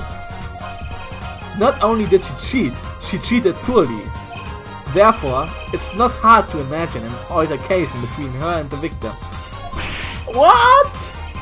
Wait, you don't mean... The defense isn't accusing the witness, Miss Olga Orley, are you? Time for justice. There were 3 people in the room at the time of the incident. And if Mr. White isn't guilty, that means I am. The defense accuses the witness, Miss Olga Orley, of murder. Eek! Geht gut ab.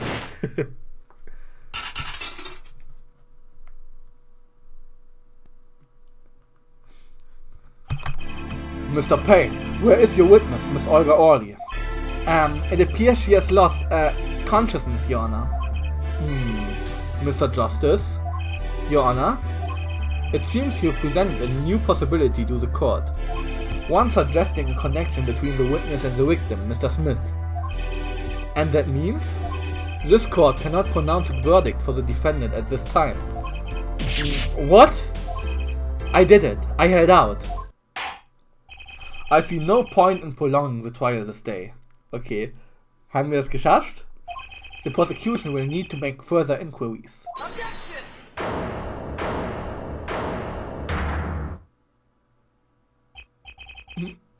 Mr. White? You can't end this trial here, Your Honor. Not yet. Phoenix, what are you doing? What nonsense is the defendant spewing now? Think, one of the cards had a different colored bag. Don't you wonder what it means? What are you doing, Mr. White? Raising objections right when you're about to get off the hook? Ridiculous! Mr. Payne, you of all people should know. Mr. White has a talent for the ridiculous. Perhaps we should get to the bottom of things. Let's clear up the facts about the game that fateful night. As was said before, we alternated between 2 decks of cards that night. That was said before. The 2 decks at the club were different colored bags, blue and red. 1 color per deck. Why use different colored bags? If we use the same color, the 2 decks might get mixed. You use different colors and they still got mixed up. We used the red deck for the last game. I see. But that's odd. For some reason, I have this impression that you were using the blue cards. Yeah, me too. I'm sure someone said something about blue cards. Whatever. In the end, 1 card of the wrong color got into the mix. Which means there was cheating. Yes, a card slipped into the deck would seem to indicate cheating. Yet, this card raises 2 serious questions. Apollo? Yes? Let's consider the first question, shall we? Think, in the last game, when was the card swapped? When? There are 3 broad possibilities here. It could have been swapped before the murder, during the murder, or after the murder. Well, yeah, thanks for the news bulletin, Mr. White. Of course it was swapped. Oh, it might be as simple as you think, Mr. Payne. Or it might not be. Phoenix, was redest du so in Rätseln hier? I'd like to hear what Apollo thinks first. When do you think the cards were swapped? When was the card swapped into the deck? Before the murder, during the murder oder after the murder? Muss ja eigentlich danach gewesen sein, ne? Weil Olga Orly hat ja noch das 3. Ast gesehen. Also muss es ja danach gewesen sein.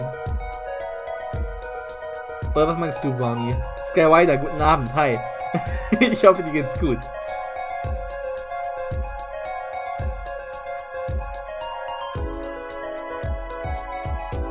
Brownie, irgendein Einspruch dagegen, dass es nach dem Mord passiert sein muss?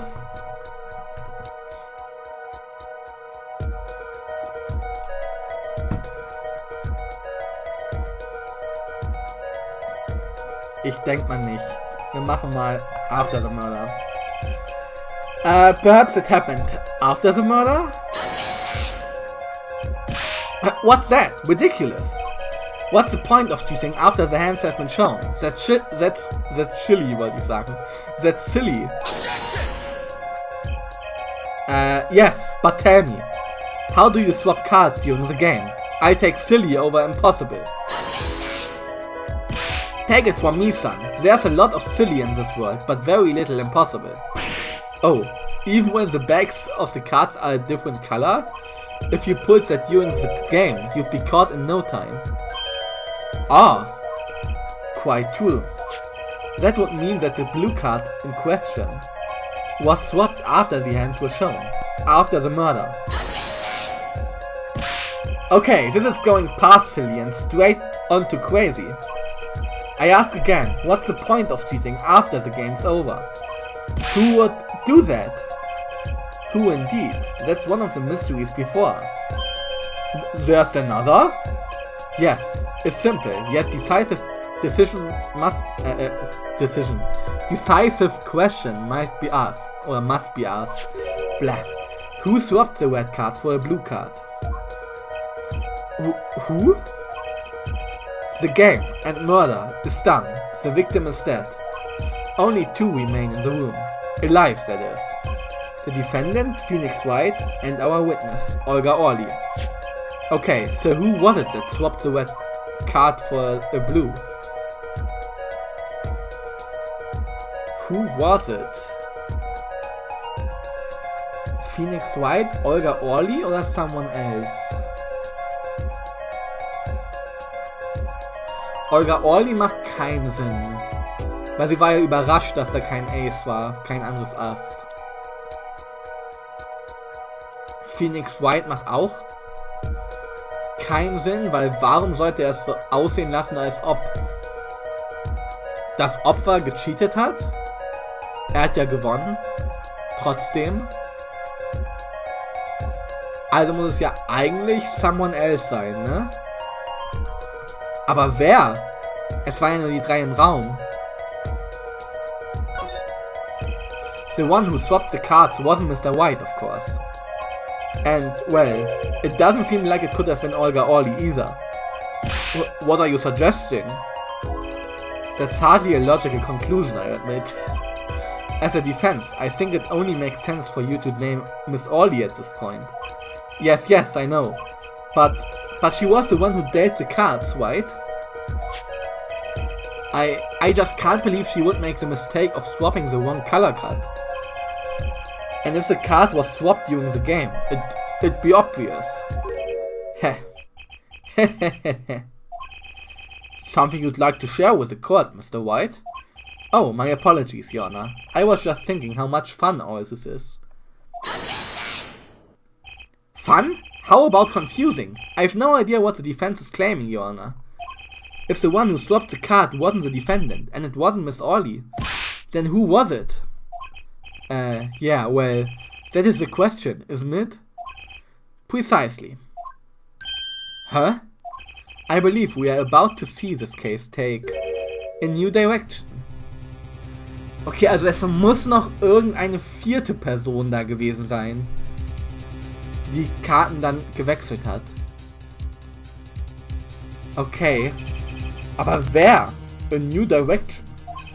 We'll find that, indeed, after the murder. Someone swapped one of the cards in the victim's hand. And that someone made two critical mistakes. I'm sure you're going to tell us that the first was swapping the wrong color card. Because the one who did that swap didn't know who two colors of cards were being used. The other mistake was the number on the card. Right. The person replaced the fifth ace with a king. I'm sure whoever swapped it wasn't expecting there to be a fifth ace after all. All they knew was that the game had been won with a full house. So they picked up a king from the table and swapped it. But there's one problem. According to our case record, this person doesn't exist. True, not until now, but you have to admit the possibility of a fourth person. Though it's more than a possibility. There was someone else there that night at the scene of the crime. What? I believe the judge spoke truthfully earlier. You do make trials ridiculous, Mr. White. This trial has proceeded on one central assumption, namely that at the time of the incident there were only 3 people in that room. I believe this new evidence, shall we say, overturns that assumption. The problem is that you chose to conceal this information from the court. I suppose that is a problem, yes. Court is adjourned for a brief recess. Mr. Gavin, I'll see you in my chambers during this recess. Certainly, Your Honor. Very well, the trial will resume in 20 minutes. Okay, kurze Pause. April 20, 11:52 AM, District Court, Defendant Lobby number 3. That was quite unexpected, Mr. White. To suddenly claim there was another person at the scene of the crime like that. I must ask, is it the truth? Well now, I think you wouldn't know the answer to that. Ah, being mysterious, are we? Sadly, I have no time for mysteries. I'd only ask that you leave the defending to your defense in the future. Otherwise, I cannot guarantee the outcome. Okay, das hier sieht irgendwie gruselig aus, oder nicht? Was meint ihr? Das sieht doch irgendwie gruselig aus, wie er da seine Gläser hält, seine Brille. Brownie, what do you think? Das sieht doch creepy aus, ein bisschen. I see you haven't mellowed out one bit, Christoph. Justice. Yes, sir? The judge has summoned me to his chambers, so carry on without me. You did well, Apollo. Can I ask you something? Sure. That locket you wear. Is that really yours, Mr. White? Ah, you're wondering about the victim's disappearing locket. Here, you can take a look at it. There's a picture of my daughter in there. Oh, Brownie! Aufpassen! There's a picture of my daughter in there. Müssen wir mal gucken. No. I'm just surprised to hear you had a daughter. Pearl, wetten? Nee, das war nicht Pearl. Das war nicht Pearl. Lol. Most people are. Perhaps you'll meet her one of these days. Ich meine, Pearl müsste jetzt auch schon 16 sein, ne? 7 Jahre später. Sie war 9, glaube ich, das letzte Mal, als wir sie gesehen haben. Ja. Most people are. Perhaps you'll meet her one of these days. One more question. The one who cheated that night, was it you? What do you think? Okay. Hat er gecheatet oder nicht? Huh? You know what happened 7 years ago. What I did. It's not unreasonable for you to think I might cheat. I never honest, but it is odd that he managed to go undefeated for 7 whole years. Want to know something? There's only one game where you can be dealt bad cards all night and still win. Poker. Huh? You see, poker is all about reading your opponent. In that way, it's a lot like a court case. Poker is like trial law. Figure out what your opponent is thinking, and you win. Well, yeah, but it's harder than it sounds. I think not. Try as they might to conceal it, everyone reveals their true thoughts in the end. Their body language can become a valuable source of information. You're kidding. That witness, for instance, Miss Orley. She would touch the back of her neck during certain parts of her testimony. Did you notice? No. Come on, who'd notice that? Words, habits, twitches. It's all information for the reading. That's the secret to winning, Apollo. Someone taught me, and now I pass the secret on to you. But I'm not worthy. I mean, there's no way I pick up on these signals. No, you can do it. Huh? You just don't know it yet. What's he talking about? But you will, soon. Ah, almost forgot. One more thing. About this case. You should know, I haven't told the truth to anyone yet. Super, Phoenix. Dankeschön. Dankeschön, dass wir die Wahrheit nicht wissen. What? I knew it. I have my reasons, of course. All shall be revealed. And Apollo, I need you to be there, defending me. I need your power. My, power? I had no idea my cords of steel were that special. It's time. The real trial begins now. Do your best. To be continued, Leute. Und der reale Trial, der echte Trial, geht auch gleich los. Aber nach einer kurzen Pipi-Pause. Nach einer kurzen Pipi-Pause geht er los. So, Episode 1, Turn About Trump, Part 2. Starten wir gleich. Wir gehen kurz ins Vollbild, machen kurz Musik an. Da haben Maya und Fini aber gute Arbeit geleistet. Oder Iris und Fini. Könnte ja auch sein, dass sie sich wieder versöhnt haben, nachdem sie gesagt hat, jo, ich bin dein long lost girlfriend. Es war nicht da, es war me. Aber das ist ein Spoiler. Ja, stimmt. Ja, aber es geht gleich weiter mit dem echten Trial. Gleich geht's richtig ab. Und ich lasse euch so lange alleine. Bis gleich. Kurze Babypause. Bis gleich.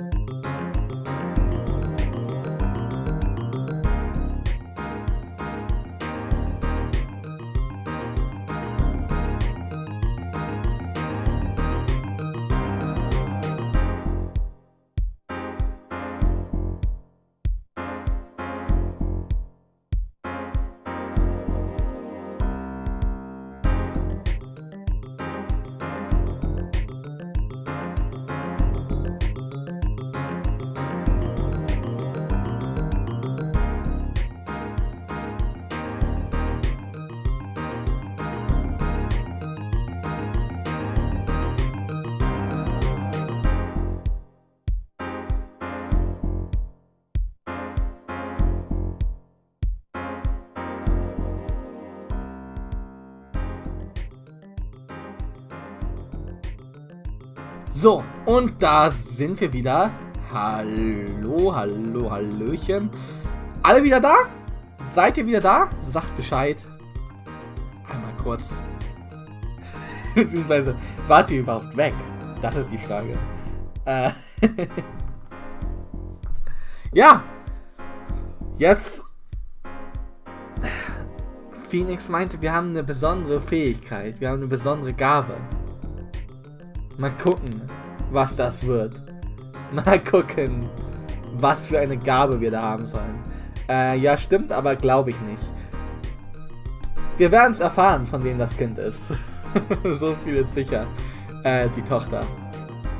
Ja.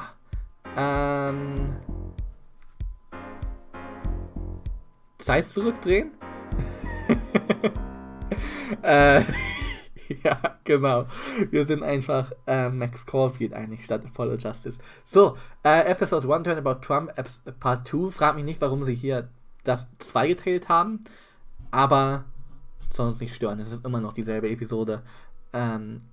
Ich glaube, die haben das so gemacht auf dem Handy, dass dieser Part hier, Part 1, halt free to play war, so quasi als Demo. Und das dann, ja, ein Kauftitel ist. Also es gibt insgesamt 4 Episoden. Das dann, ja. Okay, aber das ist ja auch egal. Zeit zurückdrehen. Machen wir weiter. Episode 1, Turnabout Trump, Part 2. Kommt noch eine Cutscene? Nein. Wäre auch weird, wenn jetzt eine Cutscene kommt. Warte mal, hier ist was von Epic Games. Das muss ich mal weg. So. April 20, 12:14 p.m. District Court, Courtroom Number 2.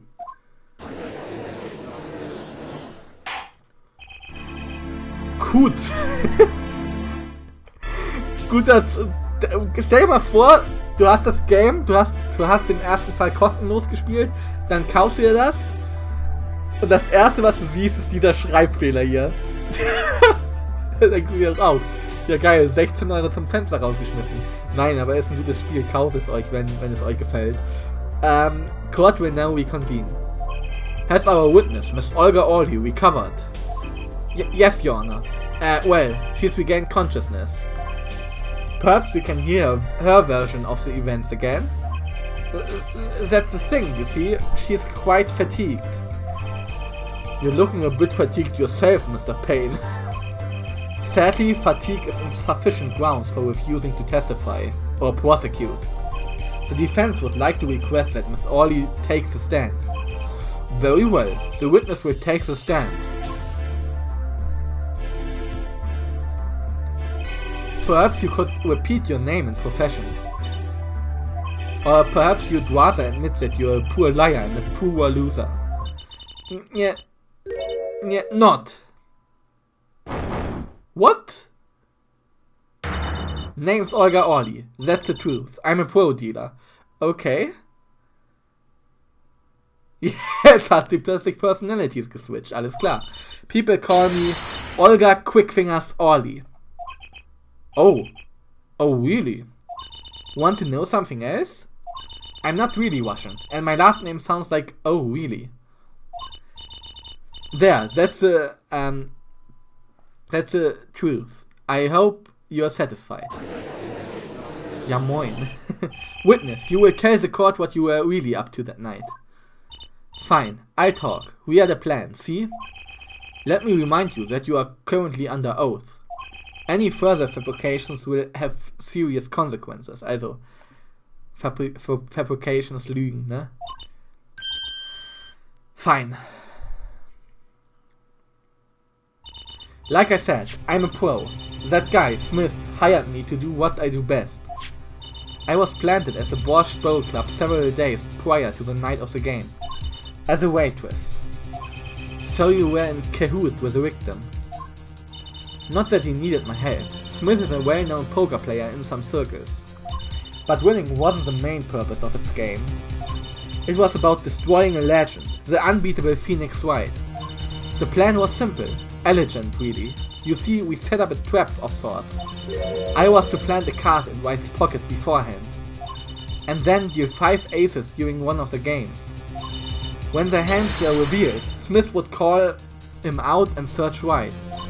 He would then pull out the planted card and the trap would snap shut. You swapped the cards! Exposed as a cheater and losing on top of it. It would have made a great double play. Okay. Also wollten sie Phoenix dieses dritte Ass oder dieses 5. Ass unterjubeln. Just like that, the legend would be dashed to pieces. Indeed. Getting caught red-handed at cheating would cast doubt on all his prior wins. A 7-year legend, destroyed by one little card. That was the plan. Oh, really? Or... oh, really? Orly? Okay, jetzt sehe ich's auch. Oh, really? Und abgekürzt, ne? Oh, really. LY ist ja auch really, ne? Alles klar. How droll. But it appears you made quite a mistake. A mistake? I agree, the trap was elegant. Yet, what happened to that planted card? Hey, that's right! He's lucky, I'll give him that. You'd have to be to slip free from a trap laid by Olga Quickfingers Orly. Oh, really? The witness would be much cuter if he dispenses with the evil mastermind shtick. Cute? Who wants to be cute? I'm not cute. I'm bad. You hear me? Bad. When you are through being bad, perhaps you could testify to the court. Tell us about this trap and how it was sprung.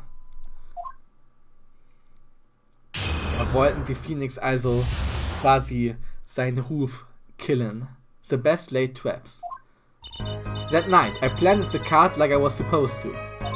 And White lost the last hand, just like he was supposed to. Then Smith searched him. But the planted card was gone. The trap failed. The next moment, White picked up a bottle and swung it. It wasn't me who hit Smith. It was that no-good cheating defendant. Okay. A surprisingly frank testimony that still leaves us mostly in the dark. The trap was perfect, I tell you. Perfect. If that rotten cheater hadn't messed it up. Look who's talking. Well, the testimony, for what it's worth, is all yours, Mr. Justice. With witnesses like her, who needs criminals? And with defendants like Mr. White, who needs prosecutors? The best laid traps, cross-examination. That night, I planted the card like I was supposed to. This planted card. Which card was it exactly? The trump card. The 5 of hearts. Let me guess. Mr. White was to have switched the 5 with the ace to make full house. At least that's what you were going to accuse him of doing, thereby ruining his ledger. I slid it into White's pocket.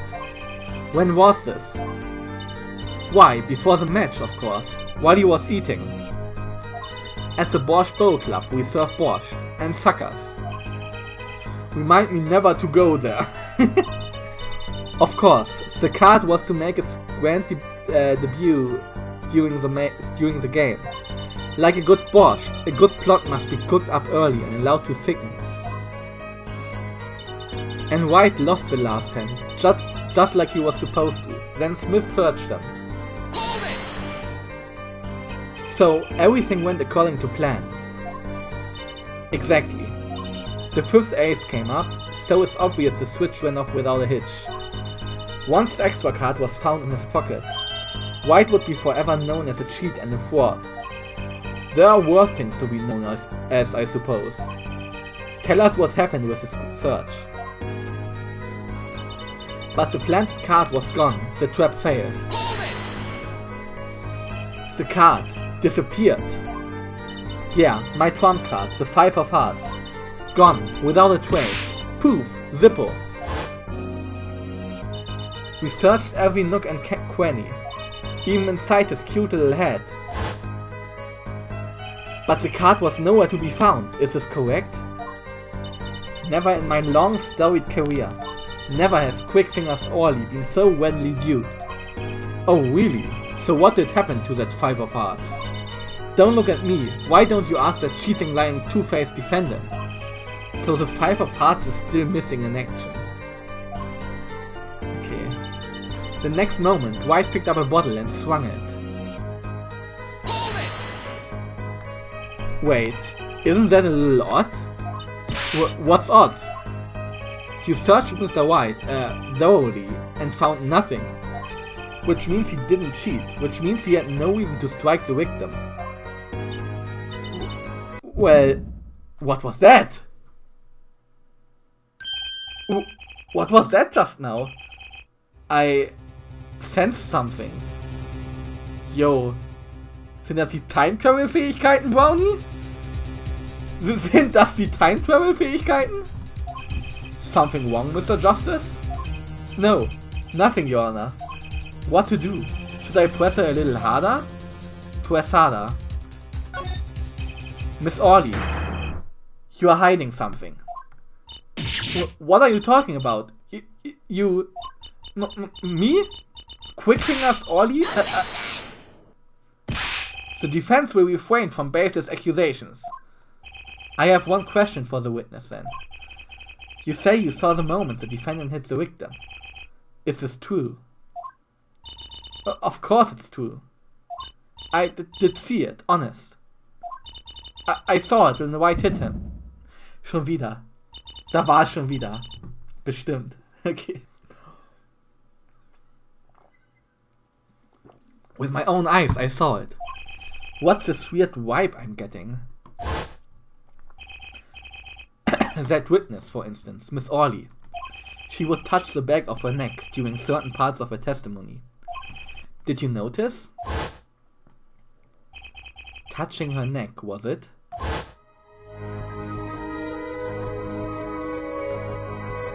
Yo! Whoa, what's going on? This sensation, it's coming into focus. There, that twitch, it's so clear. Guck mal, da sehen wir, wie sie da ihre Hand bewegt. Da bewegt sie sich, da. It's like I could perceive her habit like I couldn't before. Okay, perceive. Gotcha! Ja. Miss Orley, perhaps you are unaware of this yourself. Unaware of what? Whenever you get to a certain part of your testimony, you touch the back of your neck with your left hand. Scheint wohl was im Busch zu sein. My neck? So what? What indeed, Justice? I hadn't noticed anything of the sort. When she says that part of the testimony, she's subconsciously recalling something. Her body reacts to the memory, and she touches her neck. I'm sure of it. A memory? Would someone care to explain what he's babbling about? This is highly unusual, but let's ask the defense. You claim the witness is remembering something. Maybe you have evidence of this memory to show us? Her habit is scratching her neck whenever she talks about the moment of the crime. So, what would remind her most of the moment of the crime? Miss Orley, whenever you recall the crime that night, you scratch your neck. I've noticed it happens when you think about the moment of the crime. There must be some reason behind this habit of yours. I believe the weapon that left an inerasable impression on your neck is this.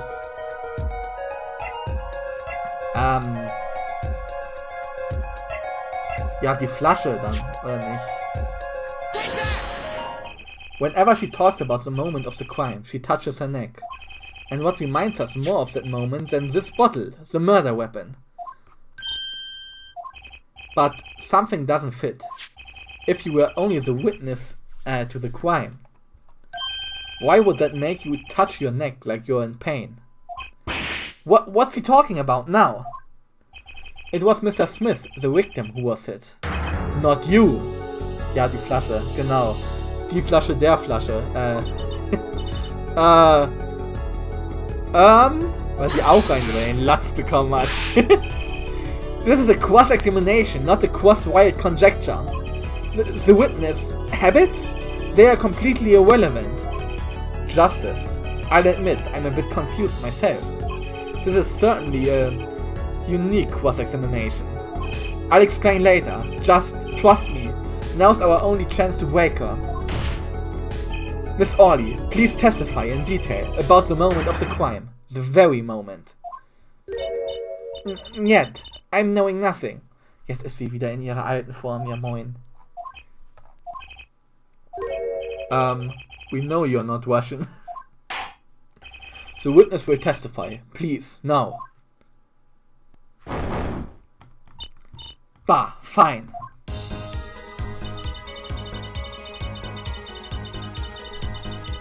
He's the one who did it. I didn't let him out of my sight until the cops got there.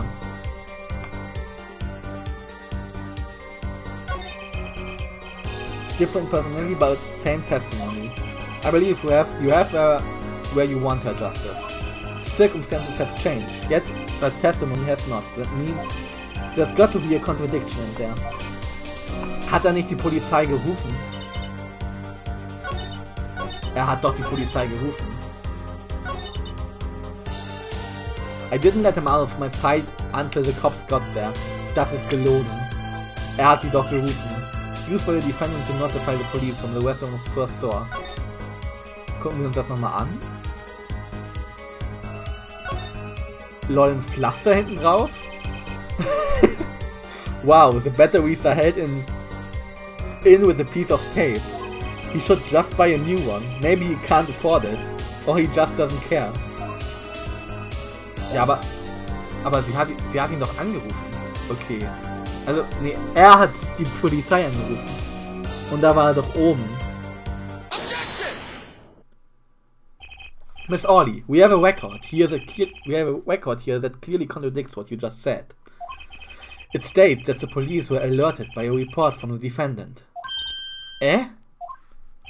And we know that the defendant left the room, climbed the stairs, and made that phone call from the first floor of the Borscht Bowl Club. Ach! So, explain how you kept your eyes on the defendant when he left the room entirely. Eek!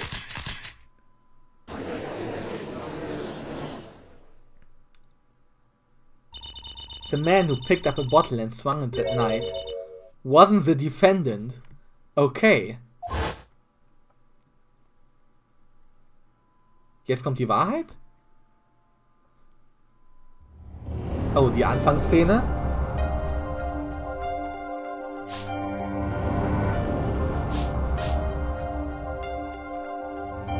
Showdown time. You dirty cheat! Check his pockets, now!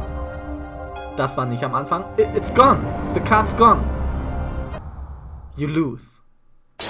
Ah! Just then, Smith grabbed the bottle from the next to White. And he hit me. You! Some master of cheating you turned out to be. Eek! Okay, also sie wurde geschlagen. When I came to, the victim was already dead. Is that it? That's why I couldn't reveal who I really was. If it came out that I was in league with Smith, I'd be a suspect for sure. Okay, also sie wurde gehauen dafür, dass sie ihn... Dass sie halt nicht richtig gecheatet hat, dass die Karte nicht in Whites Hoodie war. Und dann wurde sie gehauen und als sie wieder zu Bewusstsein kam, war der Smith tot. Okay, alles klar. Well, where does this leave us? Madness. This is madness. I'm dreaming. It must have been me who was hit by a bottle, with a bottle, and I'm imagining all of this. It appears our prosecution is at its wit's end, and frankly, I can't blame him. Mr. Gavin, what do you think about this turn of events? Mr. Gavin, sir? I believe that, as a defense in this case, we are compelled to call Miss Orley a big fat liar. What? 3 were in that room the night of the murder, the defendant, victim and her. And she has a motive. A motive? Her plot foiled. The witness got into an argument with the client, Mr. Smith. And the denouement of that argument was murder. What? I didn't. I'm no killer. It's a trap. Someone's trying to frame me.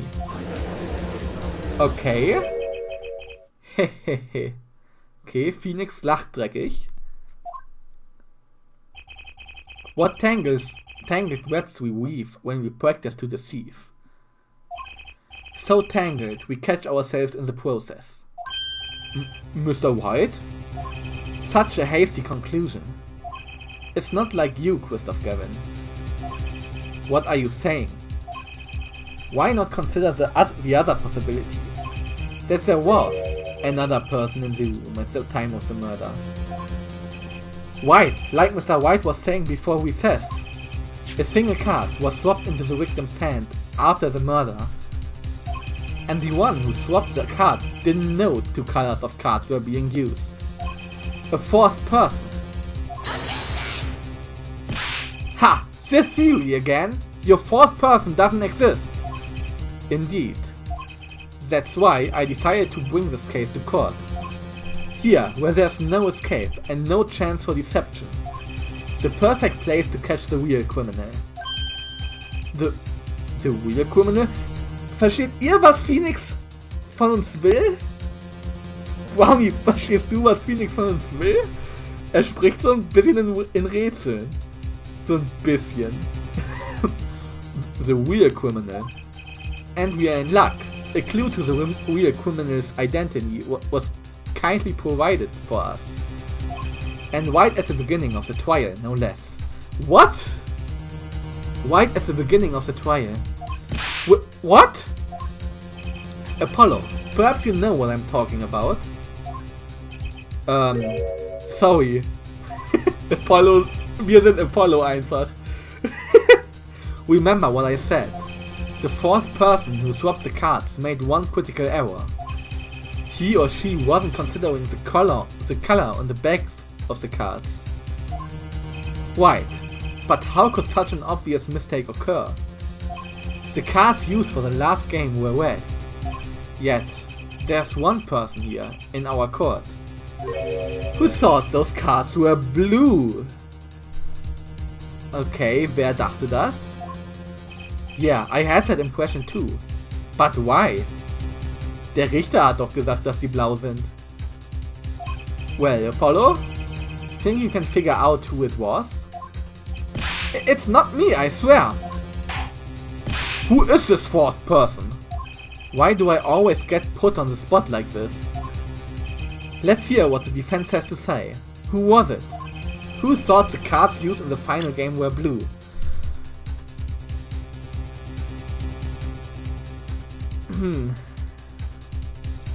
Wir brauchen eine 4. Person.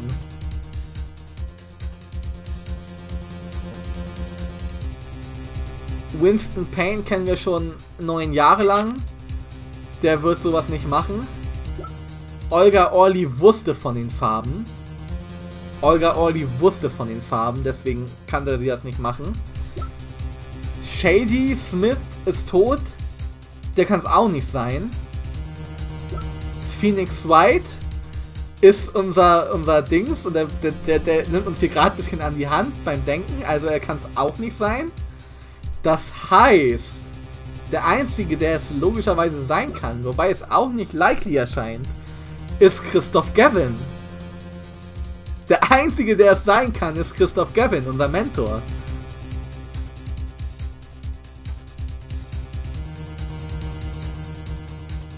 Der einzige, der es sein kann, ist unser Mentor. Boss at Gavin Law Offices, a first-rate defense attorney and my trusted mentor. Lol, no way. Stimmt, er hat aber auch was gesagt, ne? Die Karten in blauer Flamme gehüllt oder sowas in der Art, hat er doch am Anfang gesagt. Wo der Winston Payne noch sagte, dass er sich poetisch ausdrückt, um Frauen zu beeindrucken. Stimmt. Lol, no way. As I expected. Your eyes and ears are as sharp as your hair. I was right? Christoph Gavin, you were the 4th person that night. But of course Mr. Gavin knows the color of the cards. How would he? As you can see, the photo of the crime scene is black and white. You can't tell which of the cards are blue, the ones on the floor or the table. But look! You can see the colors in this photo. Yes, but when he said the cards were blue, it was way before this evidence came to light. It is true that the defendant was engaged in a game of poker with the victim. Yet it was only that, a game, in the purest sense. A competition, Your Honor. A competition? Yes, a test of wits, a silent clash of passions. Only the cards. Their bags wrapped in blue flame. Know its final outcome. Guck mal, da ist es. Der Blue Flame. Der guckt schon so verdächtig. Well, Christoph? Mr. Gavin? Mr. Gavin! Is something the matter? No, nothing. Excuse me. It was just so... sudden. White, you aren't seriously accusing me, are you? Oh, Christoph? You know, even I'd never take a joke this far. This has gone beyond ridiculous, beyond dumb. This is insanity. The defendant accusing his own defense attorney of murder? I assure you, I'm quite sane. But what possible connection could Mr. Gavin have to the victim? I wasn't aware that I had a connection to Mr. Smith either. Yes, but Mr. Gavin and the victim have never even met.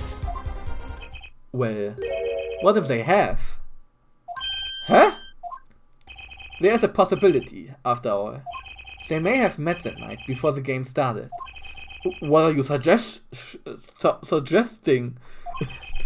Is this the truth Mr. White was staying silent about? Well, only one thing to do. Mr. White, the defense would like to request that you testify to the... The defense would like to request no such thing. Mr. Gavin? Testimonies must relate to the case. How could anything happening before that game of poker be related? I'm not sure I follow, Mr. Gavin. As I explained before, the defense believes that Miss Orley... Am I to assume you speak for Mr. Justice in this? He is the defense, not you. Mr. Justice, the matter of Mr. White's testimony is up to you. Oh, okay. Does the court, in your opinion, need to hear Mr. White's testimony? Natürlich müssen wir Mr. White's testimony hören. This was Mr. White's strategy. He was planning this all along. And I intend to see it through. The defense would like to request that Mr. White testify to the court. A true justice? You would betray me, your teacher. I'm sorry, Mr. Gavin. This isn't about loyalty. This is about the truth. Very well, the defendant. Mr. White will take the stand, please. Okay.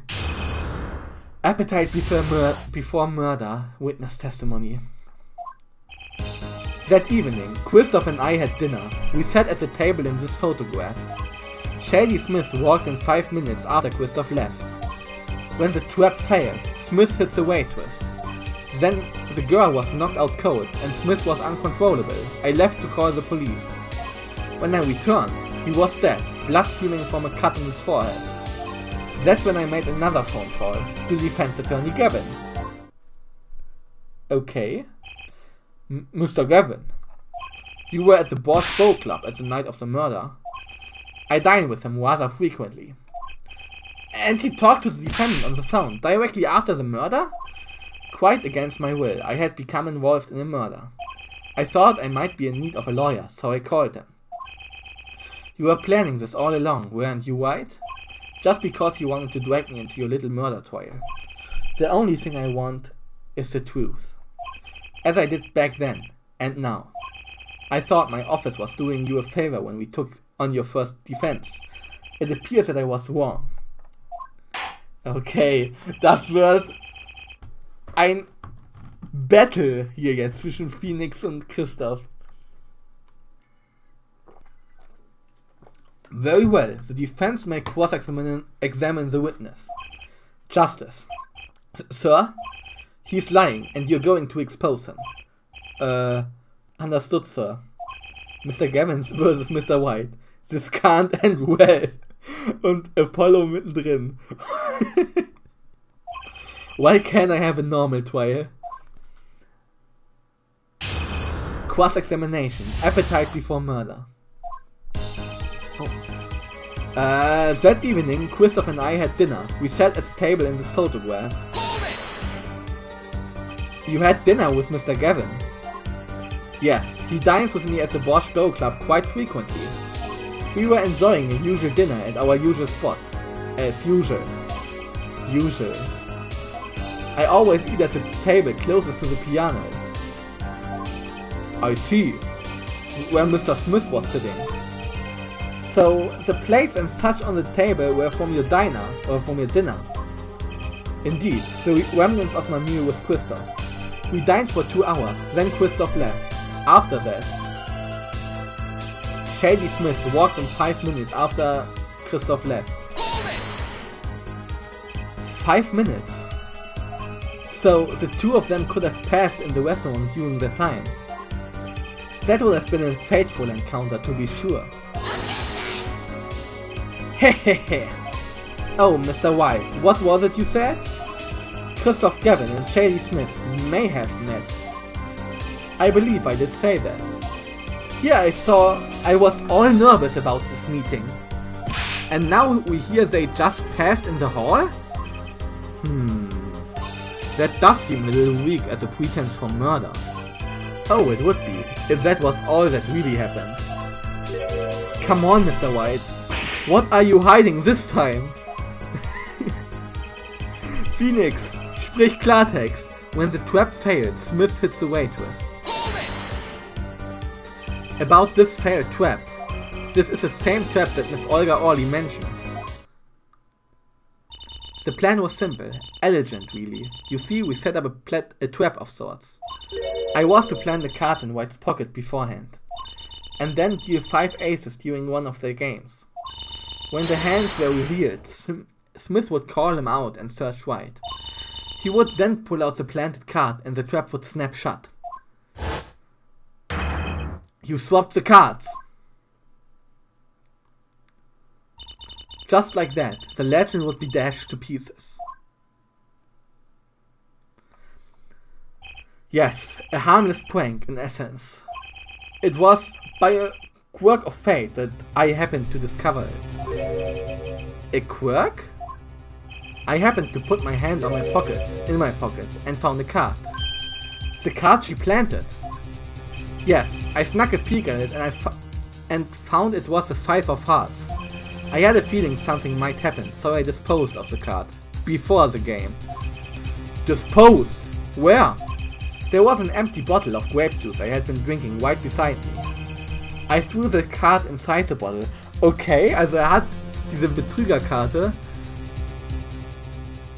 in eine Flasche getan. An empty bottle of grape juice. The murder weapon? Aber die war doch leer. Yes, I rolled it up and showed it in. The colored glass makes it hard to see. A battle of wits between the deceiver and the would-be deceived. That sounds like terrific drama. A card inside the murder weapon. That's strange. Did the police miss it in their investigation?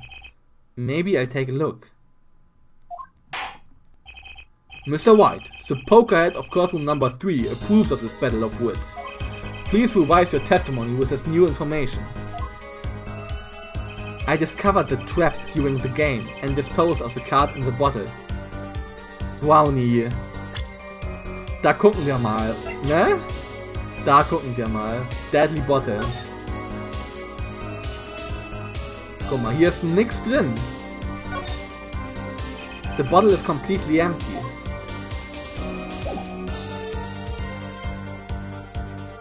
Hä? Was hat das schon wieder zu bedeuten hier?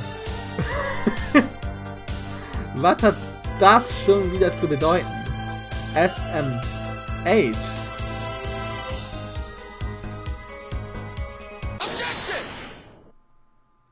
Mr. White, if I may. Yes? I've examined the bottle and I don't see any card in here. No? What, Mr. White? Surely isn't isn't all you're gonna say. I can't say that I know what happened to the card. I did put it in that bottle, however. Huh? Perhaps a 5th person came and took it out. Oh, and a 6th person could have helped. Mr. Gavin, Mr. White is your client. My apologies, Your Honor. I won't have you disparaging our investigation either. We looked inside that bottle. There was nothing. So what's going on? Is Mr. White hoodwinking us again? Or did the card just disappear? In any case, please continue the cross-examination. Brownie, bist du noch da? Fragezeichen?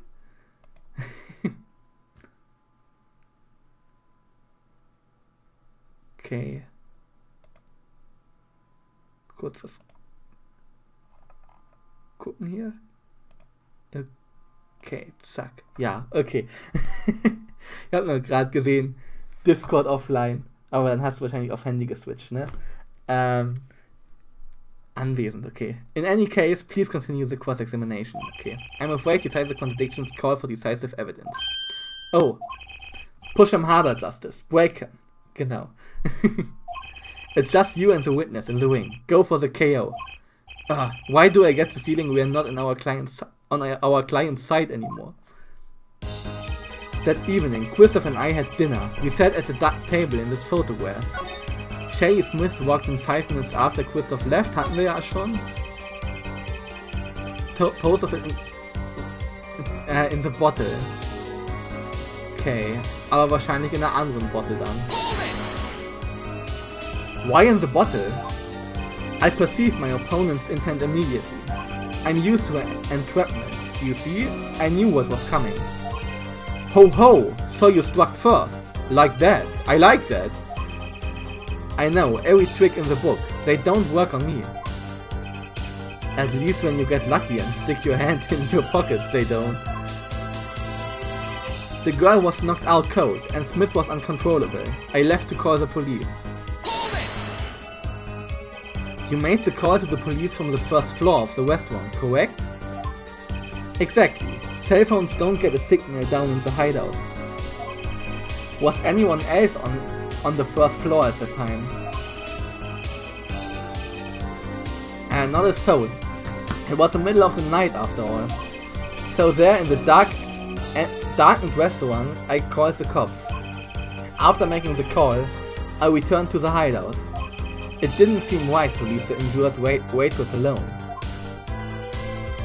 When I returned, he was dead, blood streaming from a cut on his forehead. And when you returned, the victim was already dead, yes. I'll admit, I was a little startled when I walked in. Little? He was bleeding from his forehead after all. I guess I'd be startled too if I walked in on a scene like that. That's when I made another phone call to Defense Attorney Gavin. Das ist, glaube ich, den wir am Anfang gesehen haben, ne? Could you explain why you called Mr. Gavin? I'd obviously gotten involved in a rather sticky affair. And I figured Christoph's law offices would give me a friend rate for my defense fees. Ah, glad to hear you intend to pay. Oh, I pay in full, Christoph. It was I who got you involved after all. You may find the price of your defense quite high, my good friend. Quite high. Is this the truth that Mr. White was talking about? Justice, you know what you have to do. Okay, expose him now. Yes, sir. I have to think, what? Tell me what his testimony. The truth has to be in there somewhere.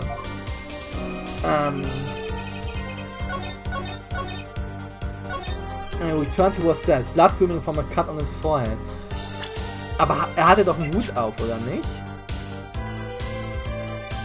Hier hat er ja einen Hut auf.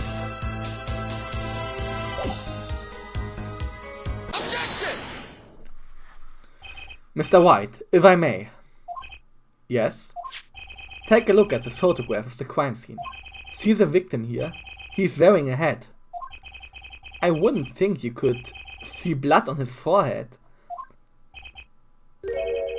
Good point. Was meinst du, good point? What do you mean? Justice. Next time you point out an inconsistency, put a little more oomph into it. Mr. White, can you explain this to the court? Ah, I forgot to mention something. I was the one who put that hat on his head. Huh?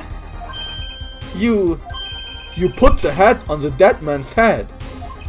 He was through our entire poker game. After calling the police, when I returned to the scene, His head was in full view, shining bright, just like in this photograph. And I picked his head up off the floor and put it on his head. Why'd you do such a thing like that? All I can say is, I'm sorry. But that's the only thing I touched at the crime scene. Das ist halt schon ernsthaft, wenn er ja den Tatort manipuliert, ne? So, Miss Orley didn't see it. It being the victim's his head.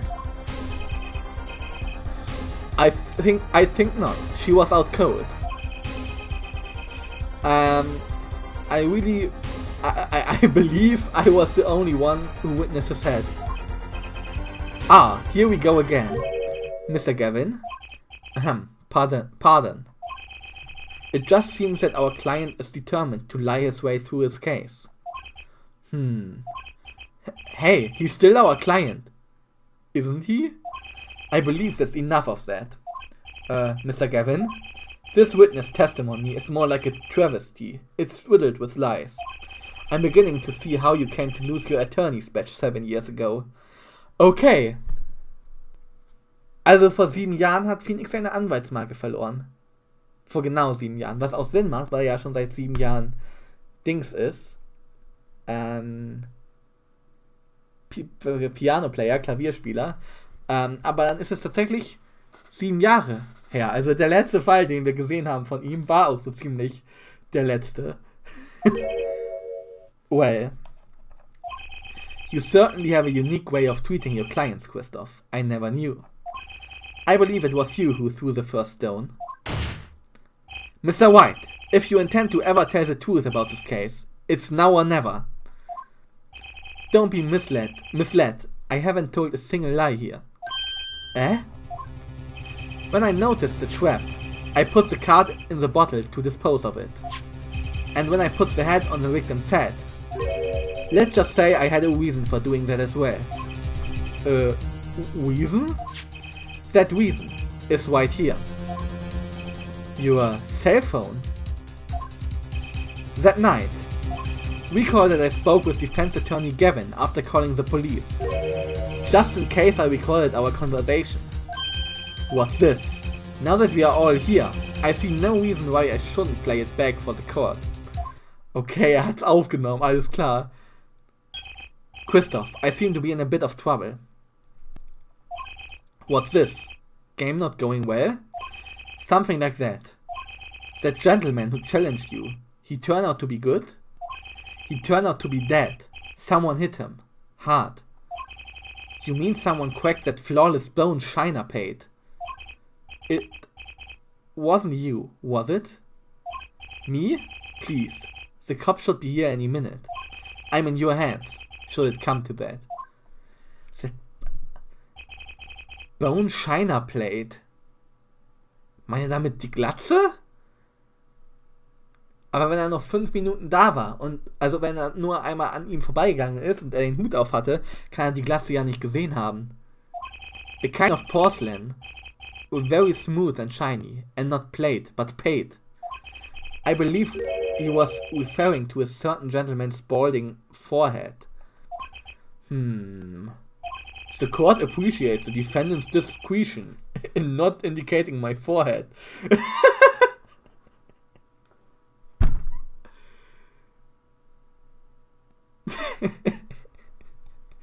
Es ist nicht die Glatze vom Richter gemeint. Den Tisch, WTF. Nein, das ist ein Vergleich, weil es so glänzt. Dieses Porzellan glänzt so wie die Glatze. Wie eine glänzende Glatze. Deswegen nicht der Tisch. Aber ja, close enough. Wait a second. Something's not right about that phone call. So, after Mr. Gavin ate dinner with you, he left the Bosch Bowl Club. Most certainly. Then how did he know? When did he see this bone Shiner paid? Oh, that's right. Yes. That was when I began to see my good friend in a different light. Troubled, I returned to the crime scene. and when I spotted Mr. Smith's head again, I realized exactly what was wrong. Well, Mr. Gavin, the stage has been set. Perhaps you would like to explain this to the court. Exactly how did you come by your privileged knowledge of the victim's head? So, this is your reason. The reason why you put the victim's head back on. Your point, Mr. Gavin?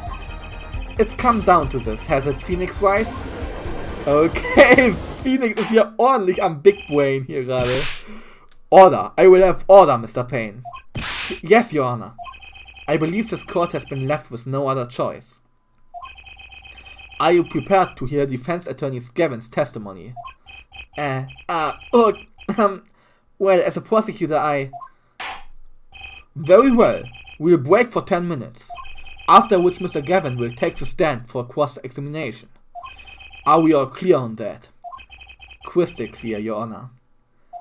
Very well, this will be the final recess for the day. Okay, wir sind beim Finale von dem Fall. Aber der Typ bleibt halt cool, ne? Der rastet überhaupt nicht aus, der bleibt einfach cool. Er sagt so, ja. Ja. April 20, 2:32 p.m. District Court Defendant Lobby Number 3. Mr. Gavin and Mr. White are both in the judge's chamber. Who'd have thought today would turn out like this? May I?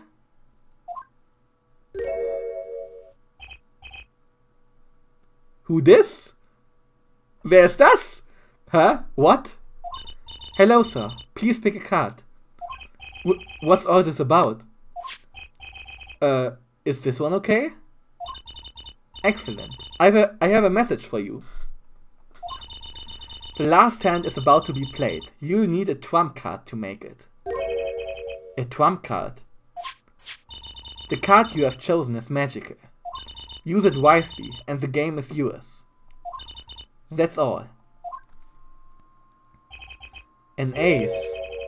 Where do I remember that card from?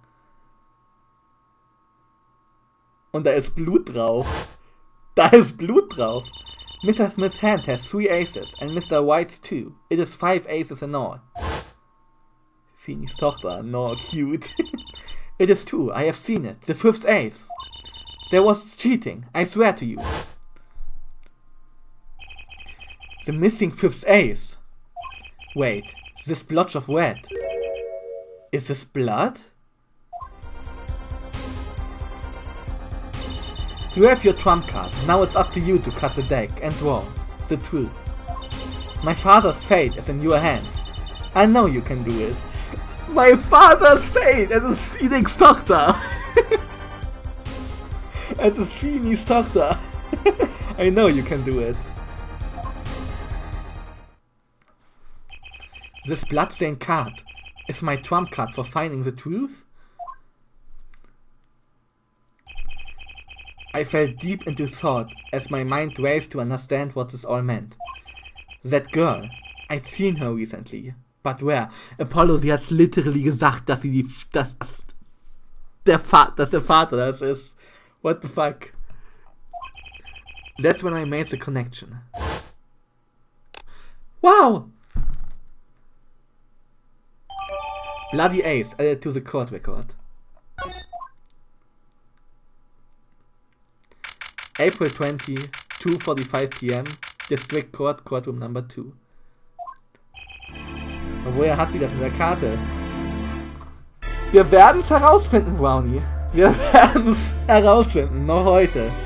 Court will now reconvene. Defense Attorney Christoph Gavin, will you please take the stand? Now then, if you would, Mr. Payne. Yes, Your Honor. Will the defense state his name and occupation? Is this fast necessary, Your Honor? Believe me, far stranger things have gone on in this courtroom. Ja, wie zum Beispiel ein Papagei, den wir kreuz verhört haben, ein Staatsanwalt in der Anwaltsposition, was gab's noch? Ein Kidnapping, also es gab schon sehr viel strangere Sachen. Also da kann der Richter Polly! Genau.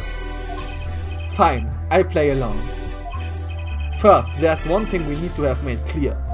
How did you know about the secret beneath the victim's head? By secret, I'm guessing he means the fact that Mr. Smith was spoiled. Forgive my curiosity, but what is it about this fellow head? Your Honor seems to have an inordinate interest in it.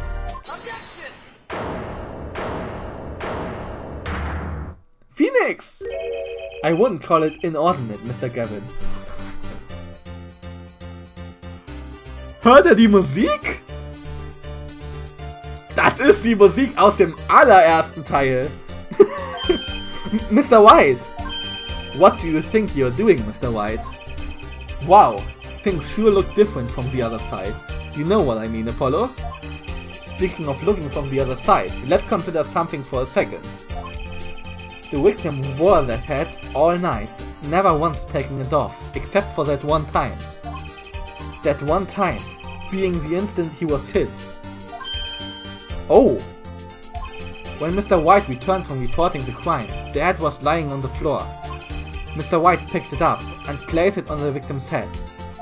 In other words, in order to have seen Mr. Smith's bald head, he would have had to be at the scene of the crime, at the time of the crime. In other words, you'd have to be the real killer. Is that what you're trying to say? Not bad, Apollo.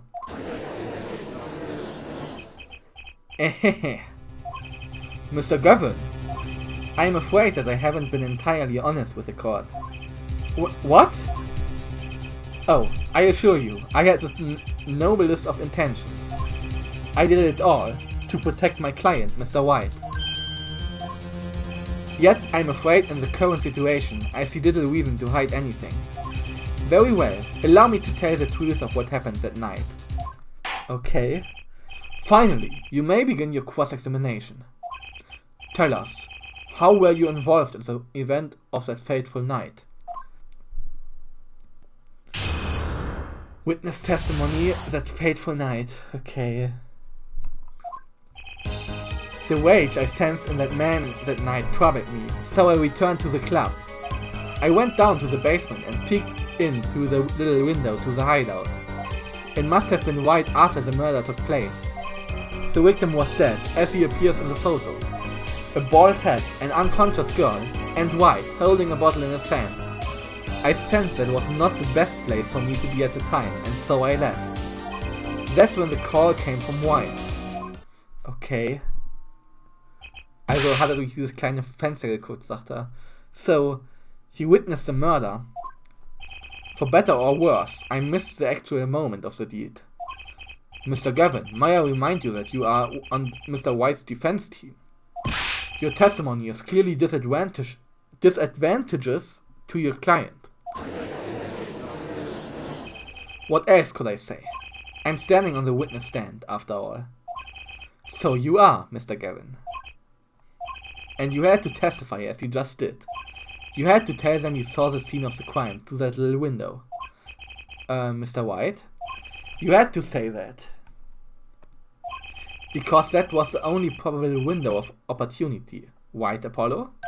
Oh! Mr. White, the defense should do the cross-examination, not the defendant. Mr. Justice, are you prepared? Yes, Your Honor. I can't believe I'm going up against Mr. Gavin. This trial is getting weirder and weirder. Cross-examination, that fateful night. The rage I sensed in that man that night troubled me, so I returned to the club. Ich möchte mal was gucken. Okay, er konnte durch das Fenster sehen.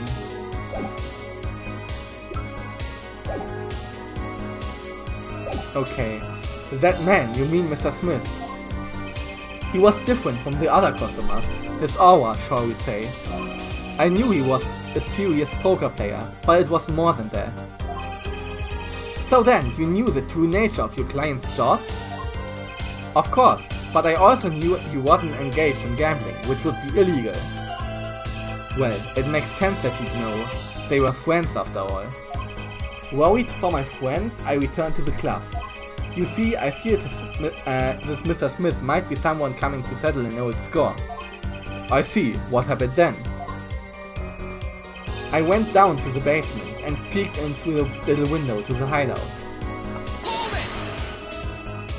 The little window?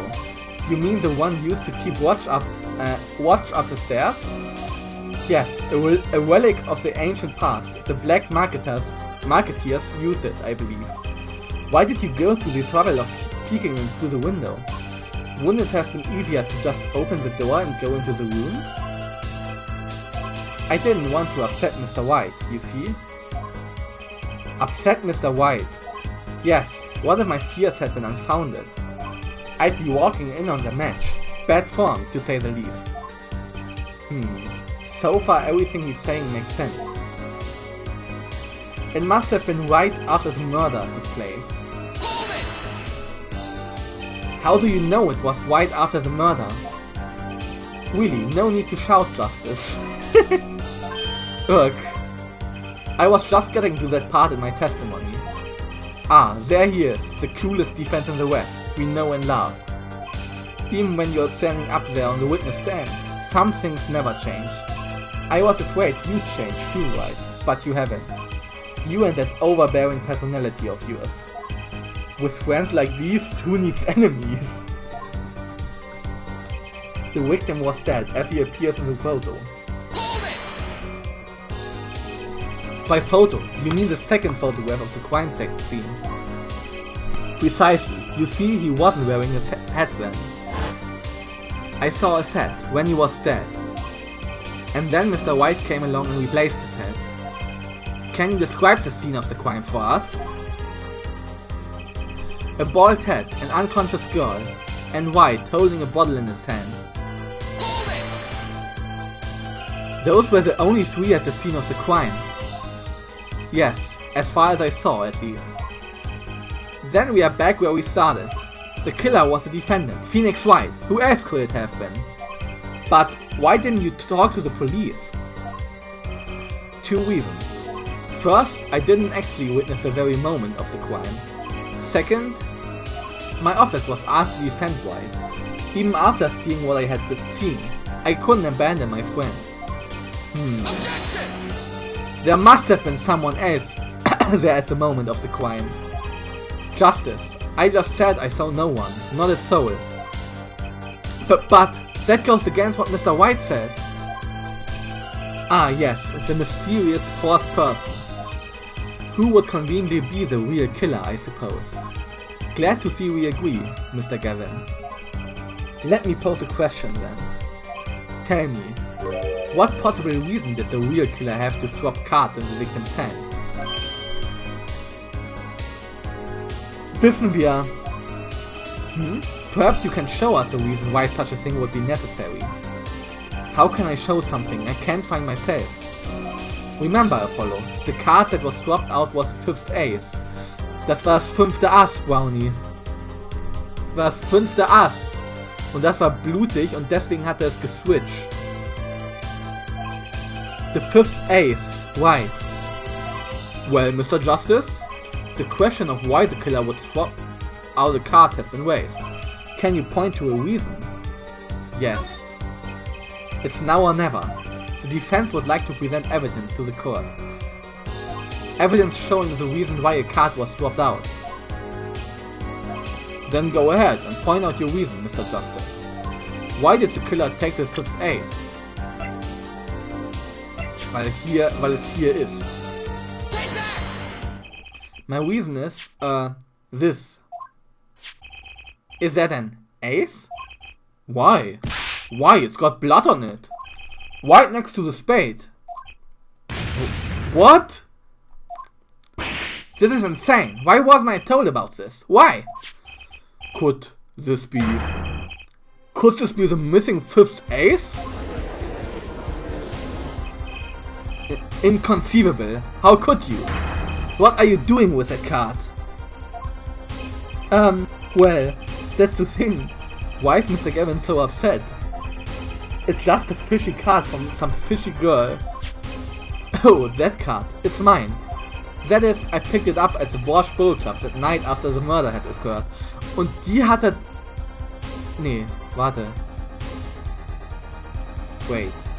I gave it to my daughter. Cards are her stock and trade after all. No, impossible, unacceptable. The court can't accept this evidence. It's a fraud. Also, a fraud quasi, also ein Fraud ist Betrüger, also es ist ein Betrug. A fraud? How can you be so sure? What? I would think the only person who could claim it was a fraud would be the one who took the real card from the crime scene. The real killer. Allow me to elaborate. What if this trace of blood was the reason? The reason for? For the killer to take the card from the scene of the crime. Where are you going with this? Take another look at the photo and at the victim's head. At the moment of the crime, his head fell to the floor, and a trickle of blood went from his forehead down the back of his head. Couldn't a drop of that blood have fallen on one of these cards? I suppose. The killer then took the card to hide the blood. Regardless, that evidence is non-permissible. Oh, right, regardless of how you wasted the last 7 years, you used to be a lawyer. You know what a serious crime it is to conceal evidence. Oh, we can discuss the finer points of our legal system later. What's important now is that I've answered your question. What are you talking about? You wanted to know why the killer would have taken a card from the crime scene. And now, I've told you. That one drop of blood would have been decisive evidence, you see? This is baseless conjecture. Baseless!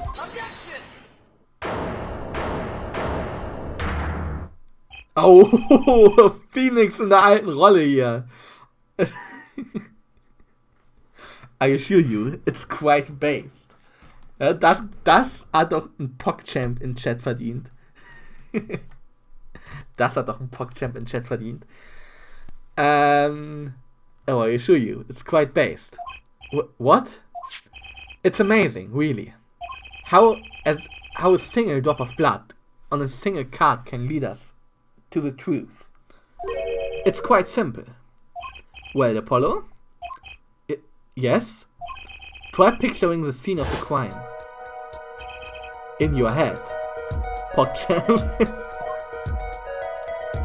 Yo, das wird jetzt cool. Guckt euch jetzt an.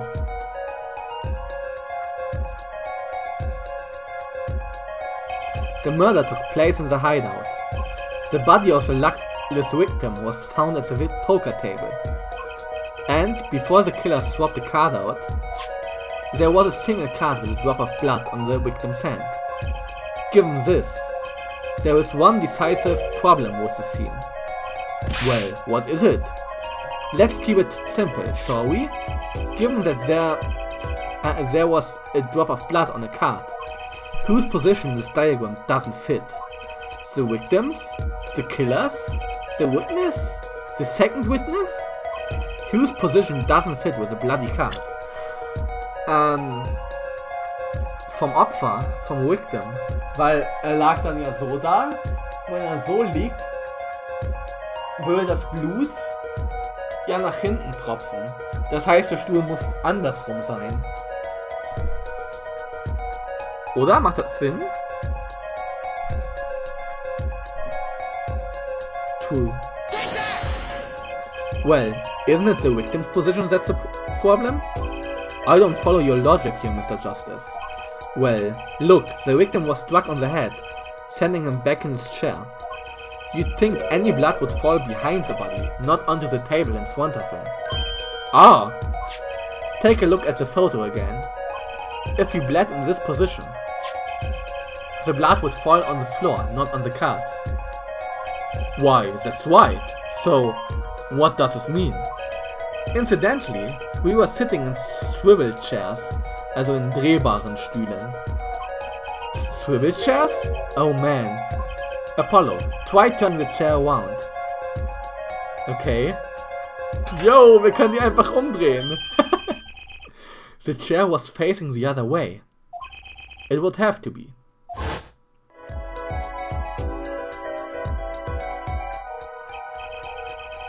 So, we have to assume that at the victim's chair was facing away from the table. Okay, at the time of the murder, okay. When Mr. White returned from informing the police, which way was the chair facing? When I came back to the room, the body was facing as seen in this photo. That would mean the killer turned the chair back around. Let's take the next step. Look at the diagram once more. We know now the victim was facing away from the table at the time of the murder. But this creates another significant contradiction. Again? Let's test your reasoning skills again, shall we? Apollo, whose location on this diagram contradicts our new understanding of the crime? The victims, the killers, the witness, the second witness? Whose location creates a contradiction if the victim was facing away? Vom Killer dann, weil der Killer muss ja davor gestanden haben und nicht hier. Dann ist das zwar ein Schrank, aber wir probieren es einfach mal. The victim was struck from the front, correct? Indeed. Well, wouldn't it be hard for the killer to hit him from the front? Sitting where his indicator currently is? I would think it'd be quite hard, yes. Yes, but what you are saying makes no sense. Why would the victim suddenly turn to face the wall, in the middle of a game? I believe a sufficient reason will soon come to light. What? There's something in this diagram that makes far less sense, actually. Look again at the diagram. Apollo, if the victim was struck while he was sitting as shown here, where would his assailant be standing? Try marking it on the diagram. What? But there's no room to put a mark where the killer should be. Don't worry, let's think it through and see what we find. We know the victim was facing towards the wall at the time of the crime. That's the only thing we know for sure. Try to forget about everything else. Where would the killer have to be standing to strike our victim from the front? Ja, aber im Schrank hier dann. Aber es ist ja nicht möglich eigentlich. The killer had to be standing, well, here. You get points for flair, but that's about all you get.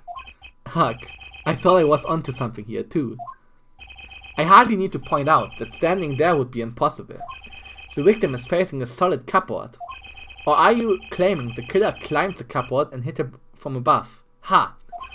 It's simple logic, really. If this was the only place the killer could have been standing. Was heißt das, Brownie? Wenn das der einzige Platz ist, then that means that at the very moment of the crime, im Schrank versteckt. Wait, I know! At the moment of the crime, the cupboard wasn't there! So ähnlich, Brownie. So ähnlich. What this now? I mean, that's the only explanation. Right, Mr. Gavin? Your Honor, I have a suggestion for the defense. We should arrange to examine the cupboard in the hideout immediately. Bailiff, send a team to the crime scene immediately. Bailiff ist Gerichtsdiener. Have them try to move the cupboard. Ah, Your Honor? What? There's one more thing your man should look for. Please give this to the bailiff. Yes, I see. You do belong in the courtroom after all, Mr. White. I do my best. Okay, was hat ihm gegeben? But let's forge ahead here while we wait. Look at the diagram once more. It's been changed. If the killer was standing here at the time of the crime, then this cupboard wasn't here, which means... Apollo, try moving the cupboard. Okay. Zur Seite. Thank you. As you can see, the cupboard was a problem. At the time of the murder, it has to have been as shown here. Now everything is in place to reconstruct the moment of the crime. Oh my! What's this? What is it now? Look at the diagram of the crime scene once more. It appears we found yet another contradiction. What I believe to be the final contradiction, in fact. Huh? Oh dang! Notice something, Apollo? Our line of deduction is rapidly approaching its logical conclusion. Now then, Mr. Justice, please point to the new contradicting indicator. It is the victim, the killer, the witness, the second witness. Which indicator in this diagram contradicts what we know about the crime? Tja, Brownie. Was ist hier der Widerspruch? Welche Position? Killer, also Mörder, Opfer, Zeuge, also Olga Orly, oder Christoph Gavin? Welche Position ist hier jetzt? Es ist eigentlich offensichtlich, ne? Es ist eigentlich offensichtlich, was hier jetzt falsch ist.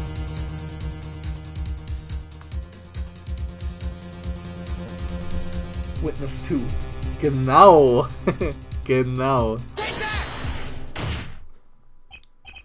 About this cupboard. Are we all okay with assuming it was moved? Sure, why not? Well, if it was, something really doesn't fit. The cupboard would completely cover up the window to the stairs. Ah! That's right, someone standing outside wouldn't be able to see in. Someone like Mr. Gavin. What did you say? Oh, it's the coolest defense in the West, losing is cool. Don't expect me to play along with your game, White. It's only a game until someone gets killed, Mr. Gavin. And someone was, while the window to that room was blocked by a cupboard. So, Mr. Gavin, perhaps you'd like to explain to the court. Exactly where did you witness the crime scene from? Excuse me, Your Honor. Order! This is a court of law and I will have order. We just now received word from our investigative team at the Borscht Bow Club. They've examined the cupboard in the hideout, Your Sir. Or Your Honor, Your Sir, ja moin. Oh, and what did they find? Well, Your Honor, it turns out there's a secret passage behind it. Also ein Geheimgang. What? Okay. Ah, yes, I believe I mentioned something of the sort before. This is one of the tricks to the room many of our regulars know about. I do remember him saying something about that, now that he mentions it. A secret passage is a handy thing to have when you're engaging in illegal goings on. You never know when you might need to duck away from the eyes of the law. So the room has a secret passage. Where does it go? Also, the other side connects to the restaurant above. The underworld bosses could get away from the cops and enjoy a cold bowl of borscht, no doubt. Just like our killer. Damn, Phoenix.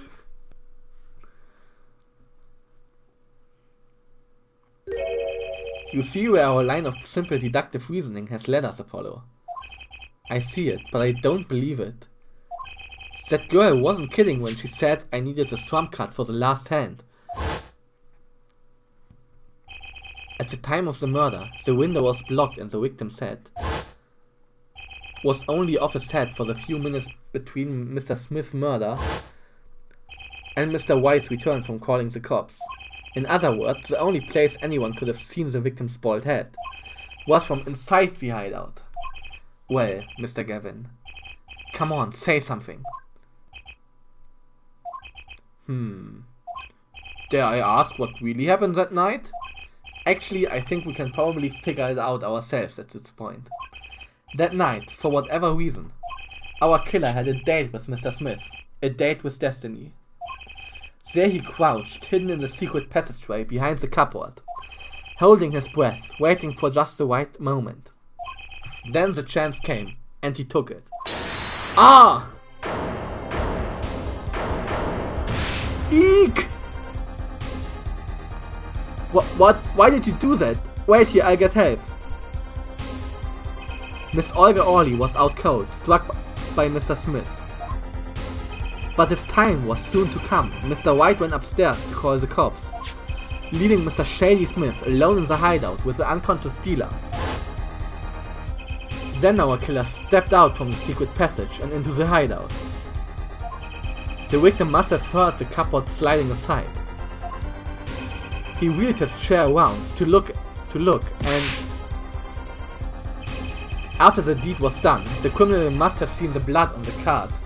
Crazy. He would have, of course, realized the need to destroy the evidence. That thing a spot of blood told the whole story of the crime. Too bad for him he didn't linger any longer in the hideout that night. If he had, he might have noticed the cards on the floor, and the fact that they were all wet. Habt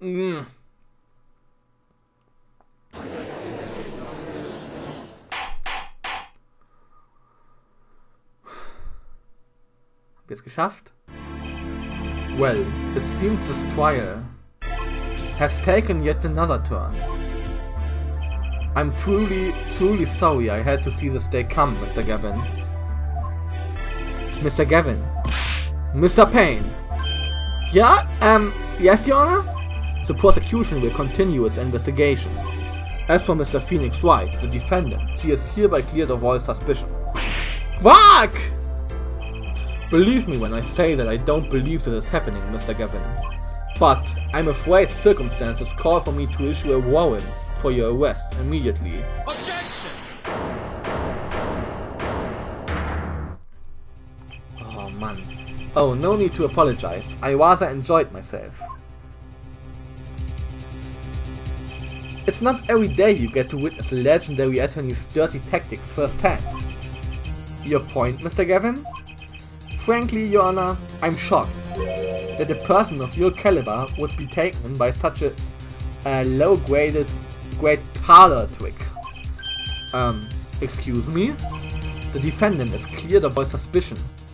This is hardly the time for jokes, Your Honor. Mr. White hasn't proven anyone's guilt or innocence here. What he has done is use illegal evidence to put the blame on someone else.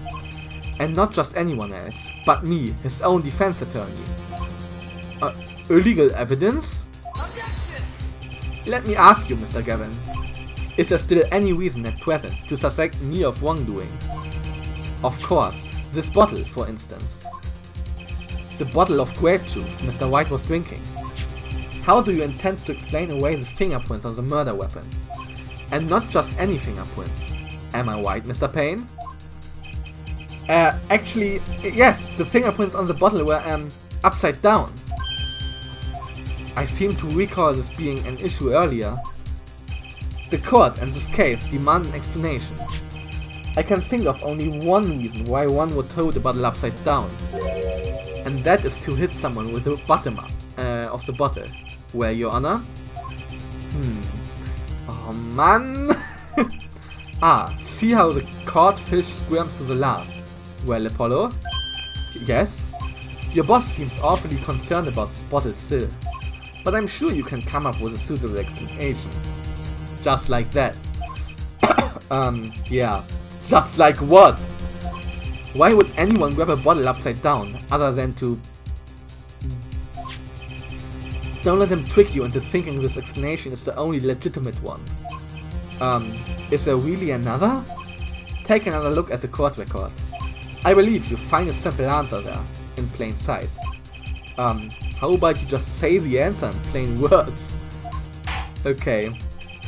It would be healthy to deliver a verdict with unanswered questions indeed.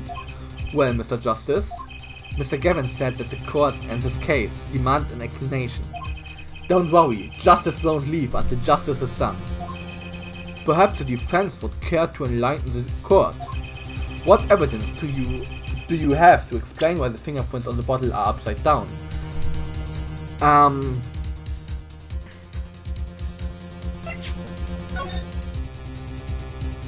Guck mal, Brownie. Hier das Bild. Er sitzt da und hat die Flasche quasi hinter sich. Stell mal, wenn du gerade eine Flasche hast, eine Flasche hinter dich und frag dich, wie du diese Flasche grabben würdest. Frag dich, wie du diese Flasche grabben würdest. Ziemlich sicher so. Deswegen denke ich, ist das hier die Lösung. Ja, stimmt. It's actually easier to show than explain, Your Honor. Wow. Place that bottle on the floor next to your chair. Excuse me? On the floor? Yes. Now reach down and pick it up. Without getting out of your chair. Ah! See? You naturally go to pick up the bottle by its neck. Darauf musst du erstmal kommen. With your fingers upside down! Look at this photograph taken on the night of the murder. The defendant, Mr. White, sat here, playing piano, bottles of grape juice on the floor to the side of his piano bench. He would have naturally picked up the bottles upside down several times. Wow, I can't believe it was that simple. We call our dinner that evening, Christoph. I was drinking my usual juice then too. Basically, you used the bottle on the table to do the deed. But then you must remember. So you went and picked up one of the bottles from under the piano. And you switched the bottles. You took one of Mr. White's bottles and made it look like the murder weapon. Order! Order! Order! What do you have to say to these charges, Mr. Gavin? Fascinating. So this is a legendary attorney's farm tactic of misdirection. What? You claim that I switched the bottle. Where is your proof? Proof? Well, that's, as I thought, more baseless conjecture. I'm afraid your bottle of proof is quite empty. I wouldn't be so sure about that. Lol. Kommt jetzt die Flasche, wo er das reingetan hat, wo er die Karte reingetan hat? Das Five of Hearts? Your Honor, when you initiated the investigation of the hideout earlier, do you recall I requested an additional investigation? Ah, yes. I have your memo about that here. Retrieve the bottles from under the piano at the Bosch Bow Club. Yo! And here's one of the bottles in question. What are you going to dust that? What, are you going to dust it for fingerprints too? I would be surprised if anywhere on that but his. Mr. Gavin probably wouldn't make such a novice mistake, true. That bottle won't bear trace of anything. Say, Apollo. Yes? Why don't you go ahead and examine that bottle? But why? Just humor me.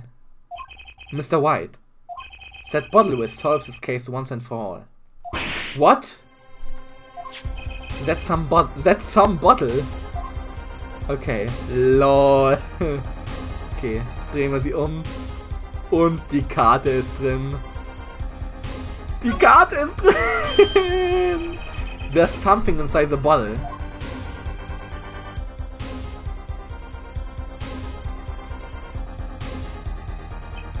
What's this? That card. It can't be. We call that unpleasant woman's testimony for a moment. Miss Olga Orly? PogChamp? Yes, our little swindling Divochka. That night, I planted the card like I was supposed to. And White lost the last hand, just like he was supposed to. Then Smith searched him. But the planted card was gone. The trap failed. Wait, this isn't... You're telling me that this is the planted card you disposed of? The one you mentioned in this piece of testimony. I happened to put my hand in my pocket and found the card. Yes, I smacked a peek at it and found it was a Five of Hearts. I had a feeling something might happen, so I disposed of the card. Before the game. Disposed? Where? There was an empty bottle of grape juice I had been drinking right beside me. I threw the card inside the bottle.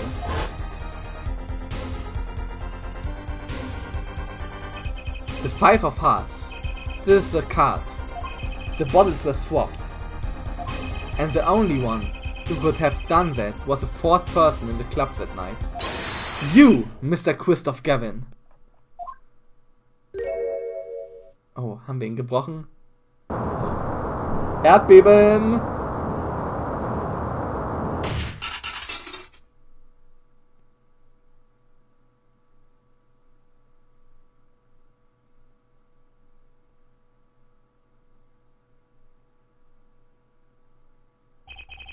That is all.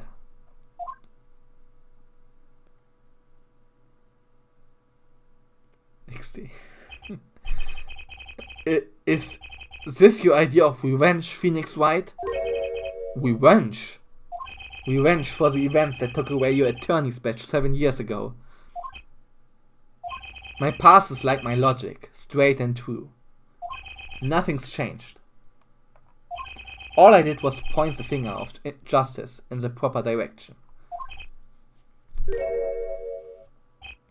Fine. I'm glad we could have this little tete-a-tete, White. This is insane! What about me? Don't I get to prosecute anyone?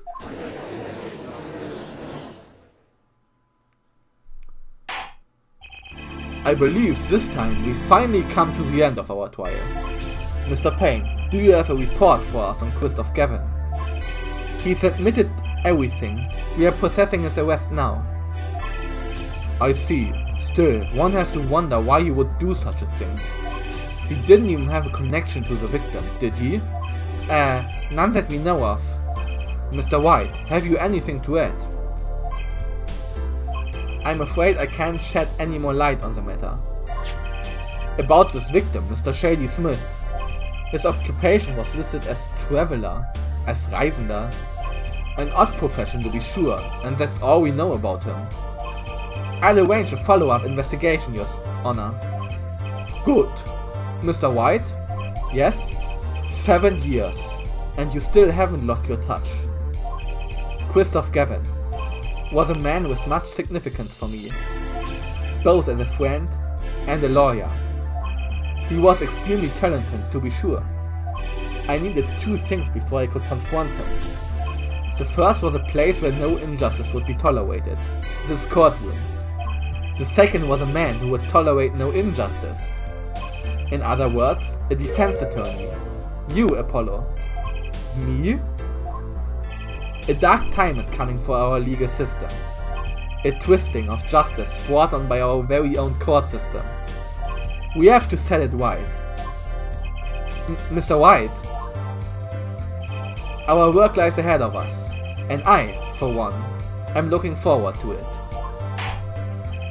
Well, this seems like a good time to announce a verdict. Yep, denke ich auch. Ein kleiner Teaser für den Rest des Spiels war das.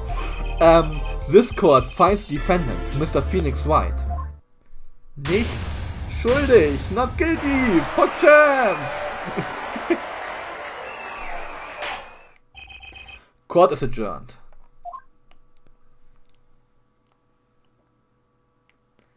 April 20, 4:28 p.m. District Court, Defendant Lobby Number 3. Thanks, Apollo. You came through, just like I thought you would. Okay, Brownie, und jetzt finden wir noch heraus, woher die Karte kam. Woher das Bloody Ace kam. Woher die Tochter die Karte hatte. I'm pretty sure I didn't do a thing in there. It was you who cornered Mr. the killer. I couldn't have done it by myself. You sensed it too, today, didn't you? Your ability. Ability? Yes, a sensitivity I lack. You'll come to understand it soon enough. Wait, I wonder if he means... I have one question for the witness then. You say you saw the moment the defendant hit the victim. Is this true? Of course it is. What's this weird vibe I'm getting? What was that, Mr. White? You'll have to find the answer to that question yourself. The answer? White. Today was full of questions without answers, most of them about Mr. Gavin. What possible reason could he have had to commit murder? Perhaps you'll learn that in the days to come. Huh? Wait. You don't know, do you? This locket is the key. Huh? Oh, that reminds me. I met the girl whose picture is in your locket.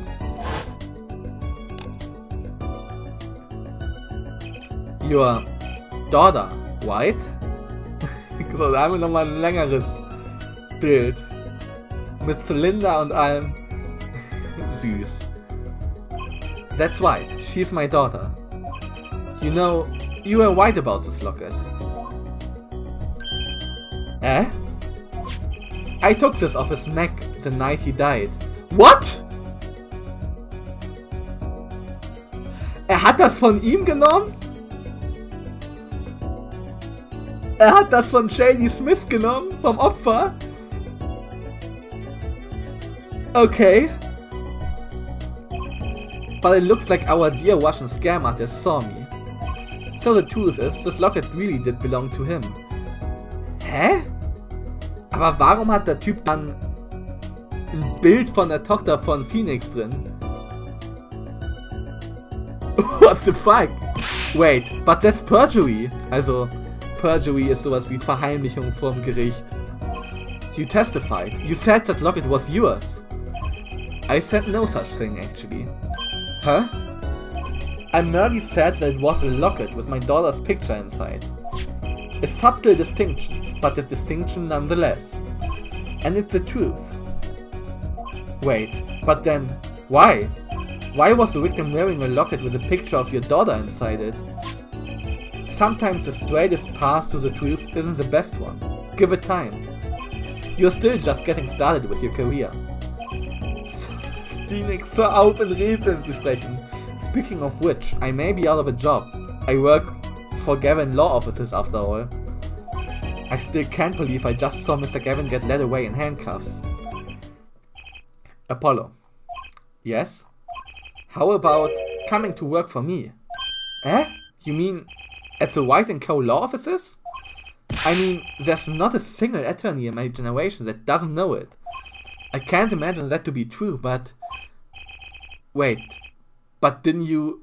You're not a... Oh, I turned in my badge, yes. I'm not an attorney anymore. Okay. That... Ja, Maya! That incident 7 years ago. That legendary trial. And at the middle of it all was one man, Phoenix Wright. The case reached its sad conclusion, and he left law for good. Have you ever thought about coming back to the courts?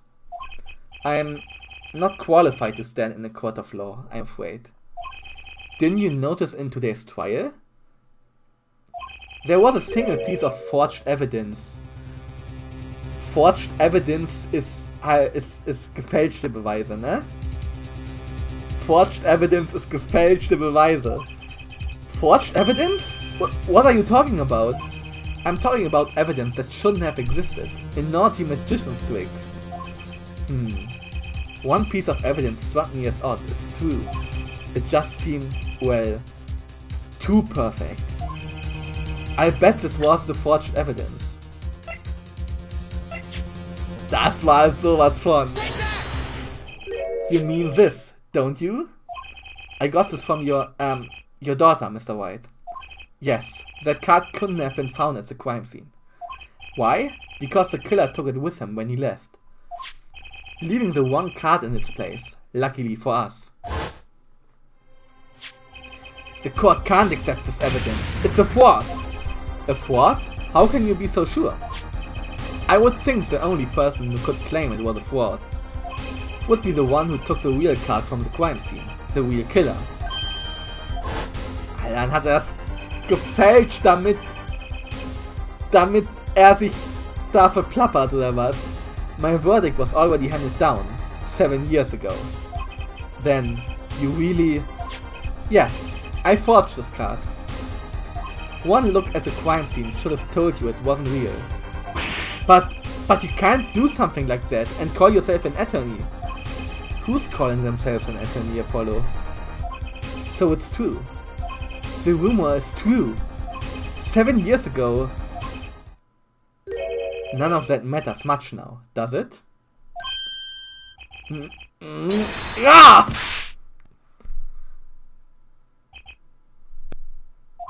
I punched him. Oha. Oha. Violence here. It's your story from here on out, Apollo. Perhaps I can help you turn the next page. My office's address. Drop in if you like. Mr. White. Oh, about your uppercut. Try yelling, take that next time. I find it packs a little more... I find it packs a little more punch. And Apollo, thanks for today. I had a good time.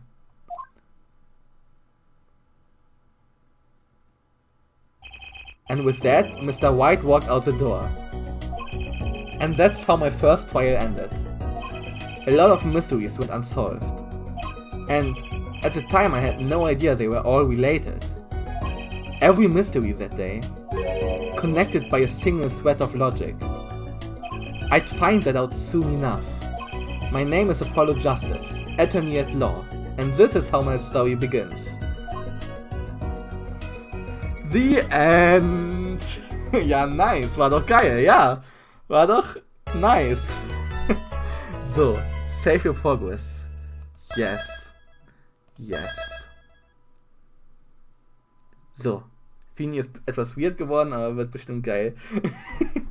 Ja, Fini hat halt seine Anwaltsmarke verloren, ne? Und hat eine Tochter jetzt und alles. Und hier haben wir dann Fall 2, Turnabout Corner heißt er. Also der Wandel, auf Deutsch heißt er der Wandel mit der Ecke. Und hier sehen wir auch die Tochter. Das heißt, die lernen wir das nächste Mal richtig kennen. Ja, die Tochter von Phoenix. Und im Hintergrund, ja, sehen wir hier, ich weiß nicht, irgendeinen Raum sehen wir da. Das machen wir dann nächsten Samstag. Nicht komplett, aber ein Teil davon. Genau. Und ja, war doch geil. War doch geil. Ja, kann nur geil werden. Also, nächster Fall ist etwas absurd, aber trotzdem gut. Aber, ja. Und, was ich auch noch mal sagen kann, den Fall, den wir jetzt hier belebt haben, ne? Den Fall, den wir jetzt hier belebt haben, der wird auch noch eine Rolle spielen. Also das war noch nicht alles, was wir zu diesem Fall herausgefunden haben. Aber merkt man ja eigentlich auch, weil da hier und da ein paar Loose Ends sind, storymäßig, die aber noch, ja, gefüllt werden über das Spiel hinweg. Ja, ansonsten noch geil werden. Ich finde ihn also im Hinterkopf behalten. Genau, im Hinterkopf behalten am besten. Ja, cool. Wir haben mehr Fragen als Antworten bekommen. Also hauptsächlich Phoenix betreffend. Was ist mit Phoenix passiert, dass er vor 7 Jahren seine Anwaltsmarke verloren hat? Dass er vor 7 Jahren seinen Job quasi niederlegen musste? Dass er plötzlich eine Tochter hat? Was ist da los? Und ja. Das werden wir noch alles sehen. Das Spiel hat noch ein paar Plot-Twists bereit. Und ja, Apollo war halt da, ne? Also, ja, keine Sorge, der wird mit der Zeit auch noch ein bisschen weiterentwickelt. Mit der Zeit wird er weiterentwickelt. Aber hier hat Phoenix ja eigentlich den Fall gemacht und Apollo nur an die Hand genommen. Ich kann es kaum erwarten. Ja, cool. Nächsten Samstag, Brownie. Nächsten Samstag. Ach ja. Das wird lustig. Okay. Ja. Ansonsten, ja. Gibt's noch was zu erzählen? Freut mich aber, dass es wieder gut ankommt. Weil der Teil hier ist nicht unbedingt bei allen Ace Attorney Fans gut weggekommen. Eben weil Phoenix jetzt so anders ist, ne? Weil Phoenix... Aber es sind 7 Jahre vergangen und da in diesen 7 Jahren scheint er viel durchgemacht zu haben. Ja.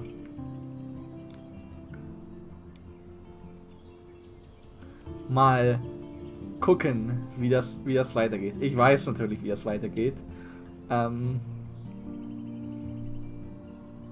Aber ja, verständlich. Ja.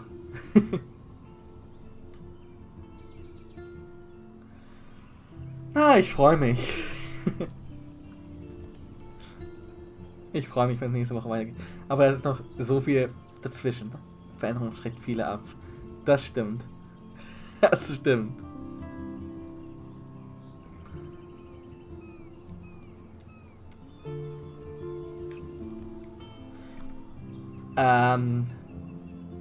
Ja. Mal gucken, wie das weitergeht. Wie Phoenix sich noch weiterentwickelt. Ob er... Ja, was er so macht. Ob er sich wieder dem Legal System hinwendet oder ob er als Hobo bleibt.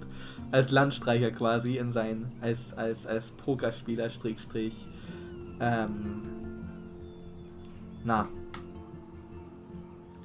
Pokerspieler Strich Klavierspieler.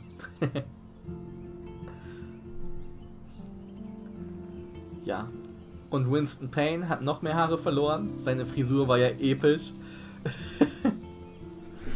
Und ja. Ansonsten weiß ich gar nicht, was man noch.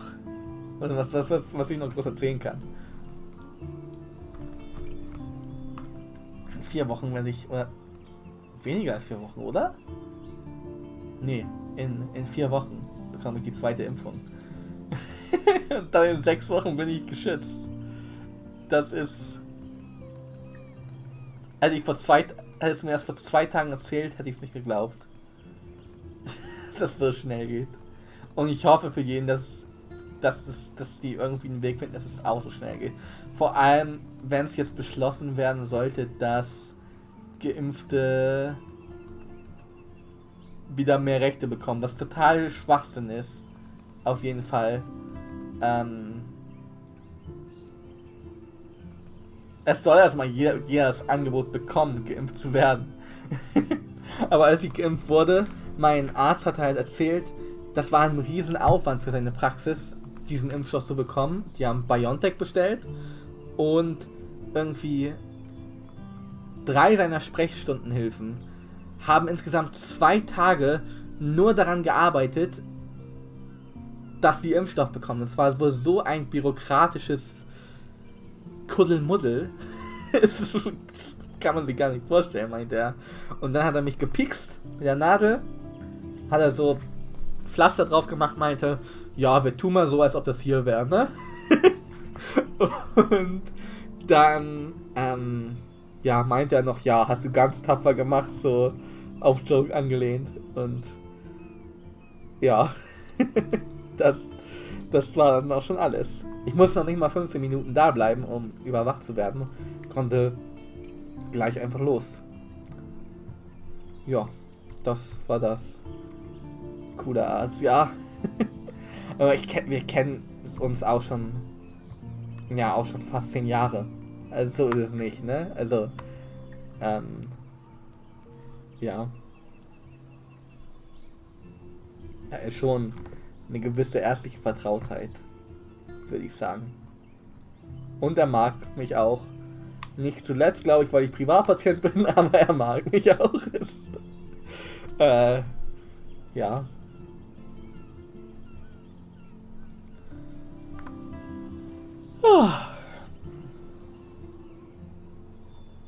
Das war mal ein fröhlicher Gang dahin, ne? Sonst ist halt mein Kardiologe, mein Herzdoktor und sonst denkt man immer, oh, was ist, wenn da jetzt was ist und so, wenn man da untersucht wird.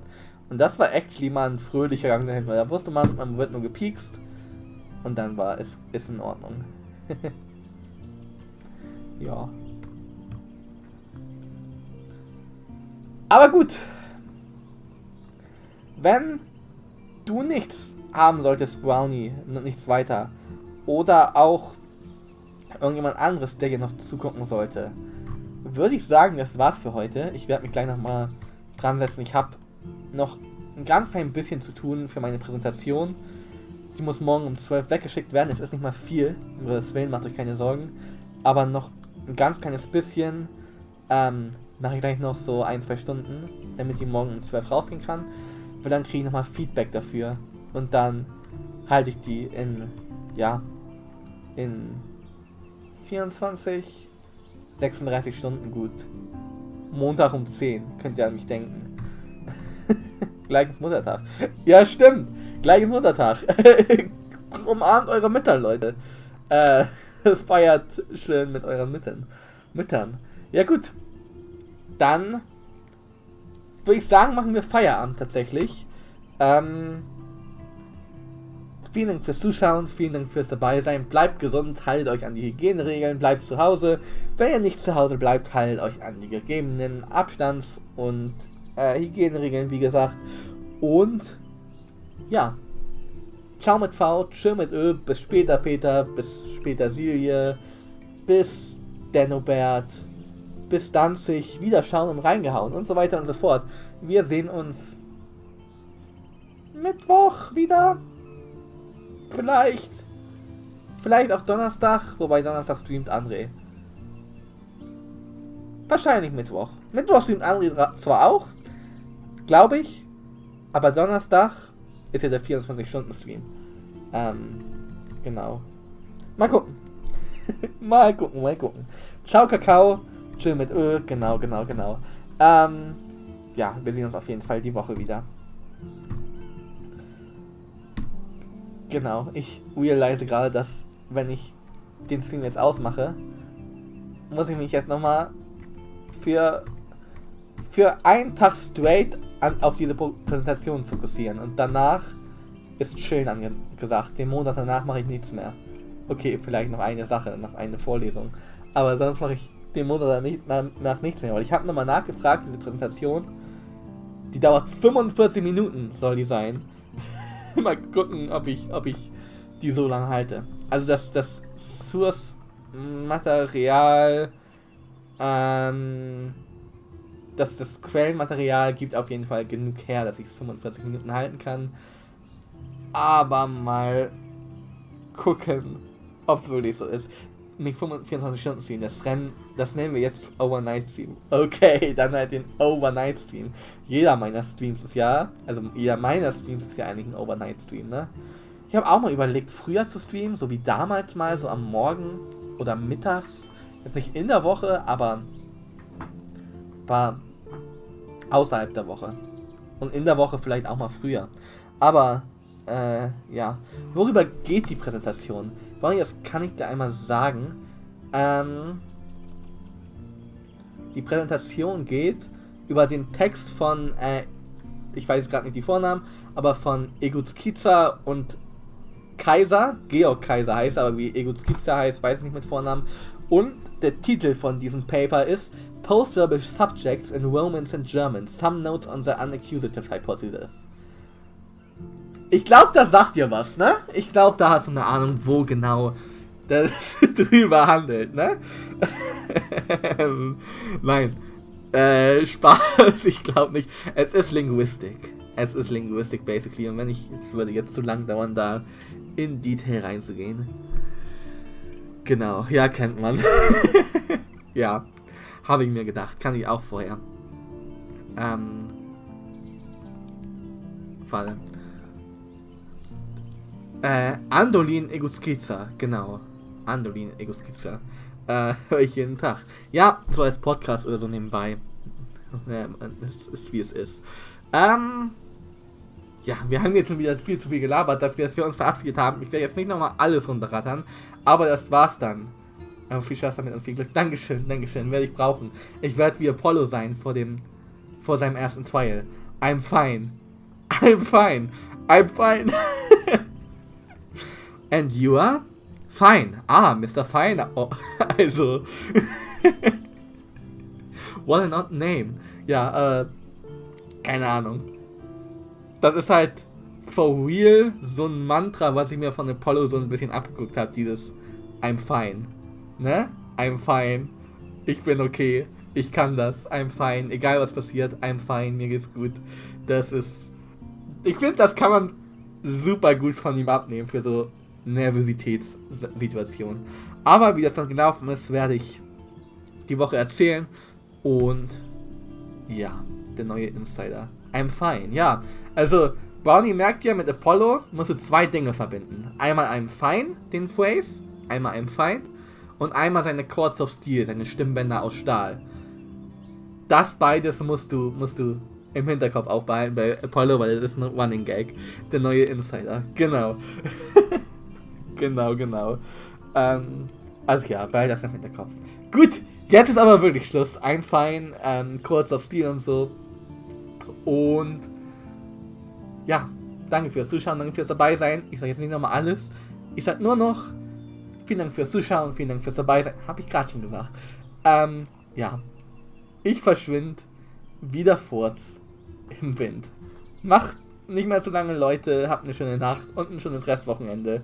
Und wir sehen uns die Woche wieder. Bis dann. Ciao, ciao. Guna. Schlag gut. Guna. So, gute Nacht. Adieu. Genau. Farewell. Au revoir.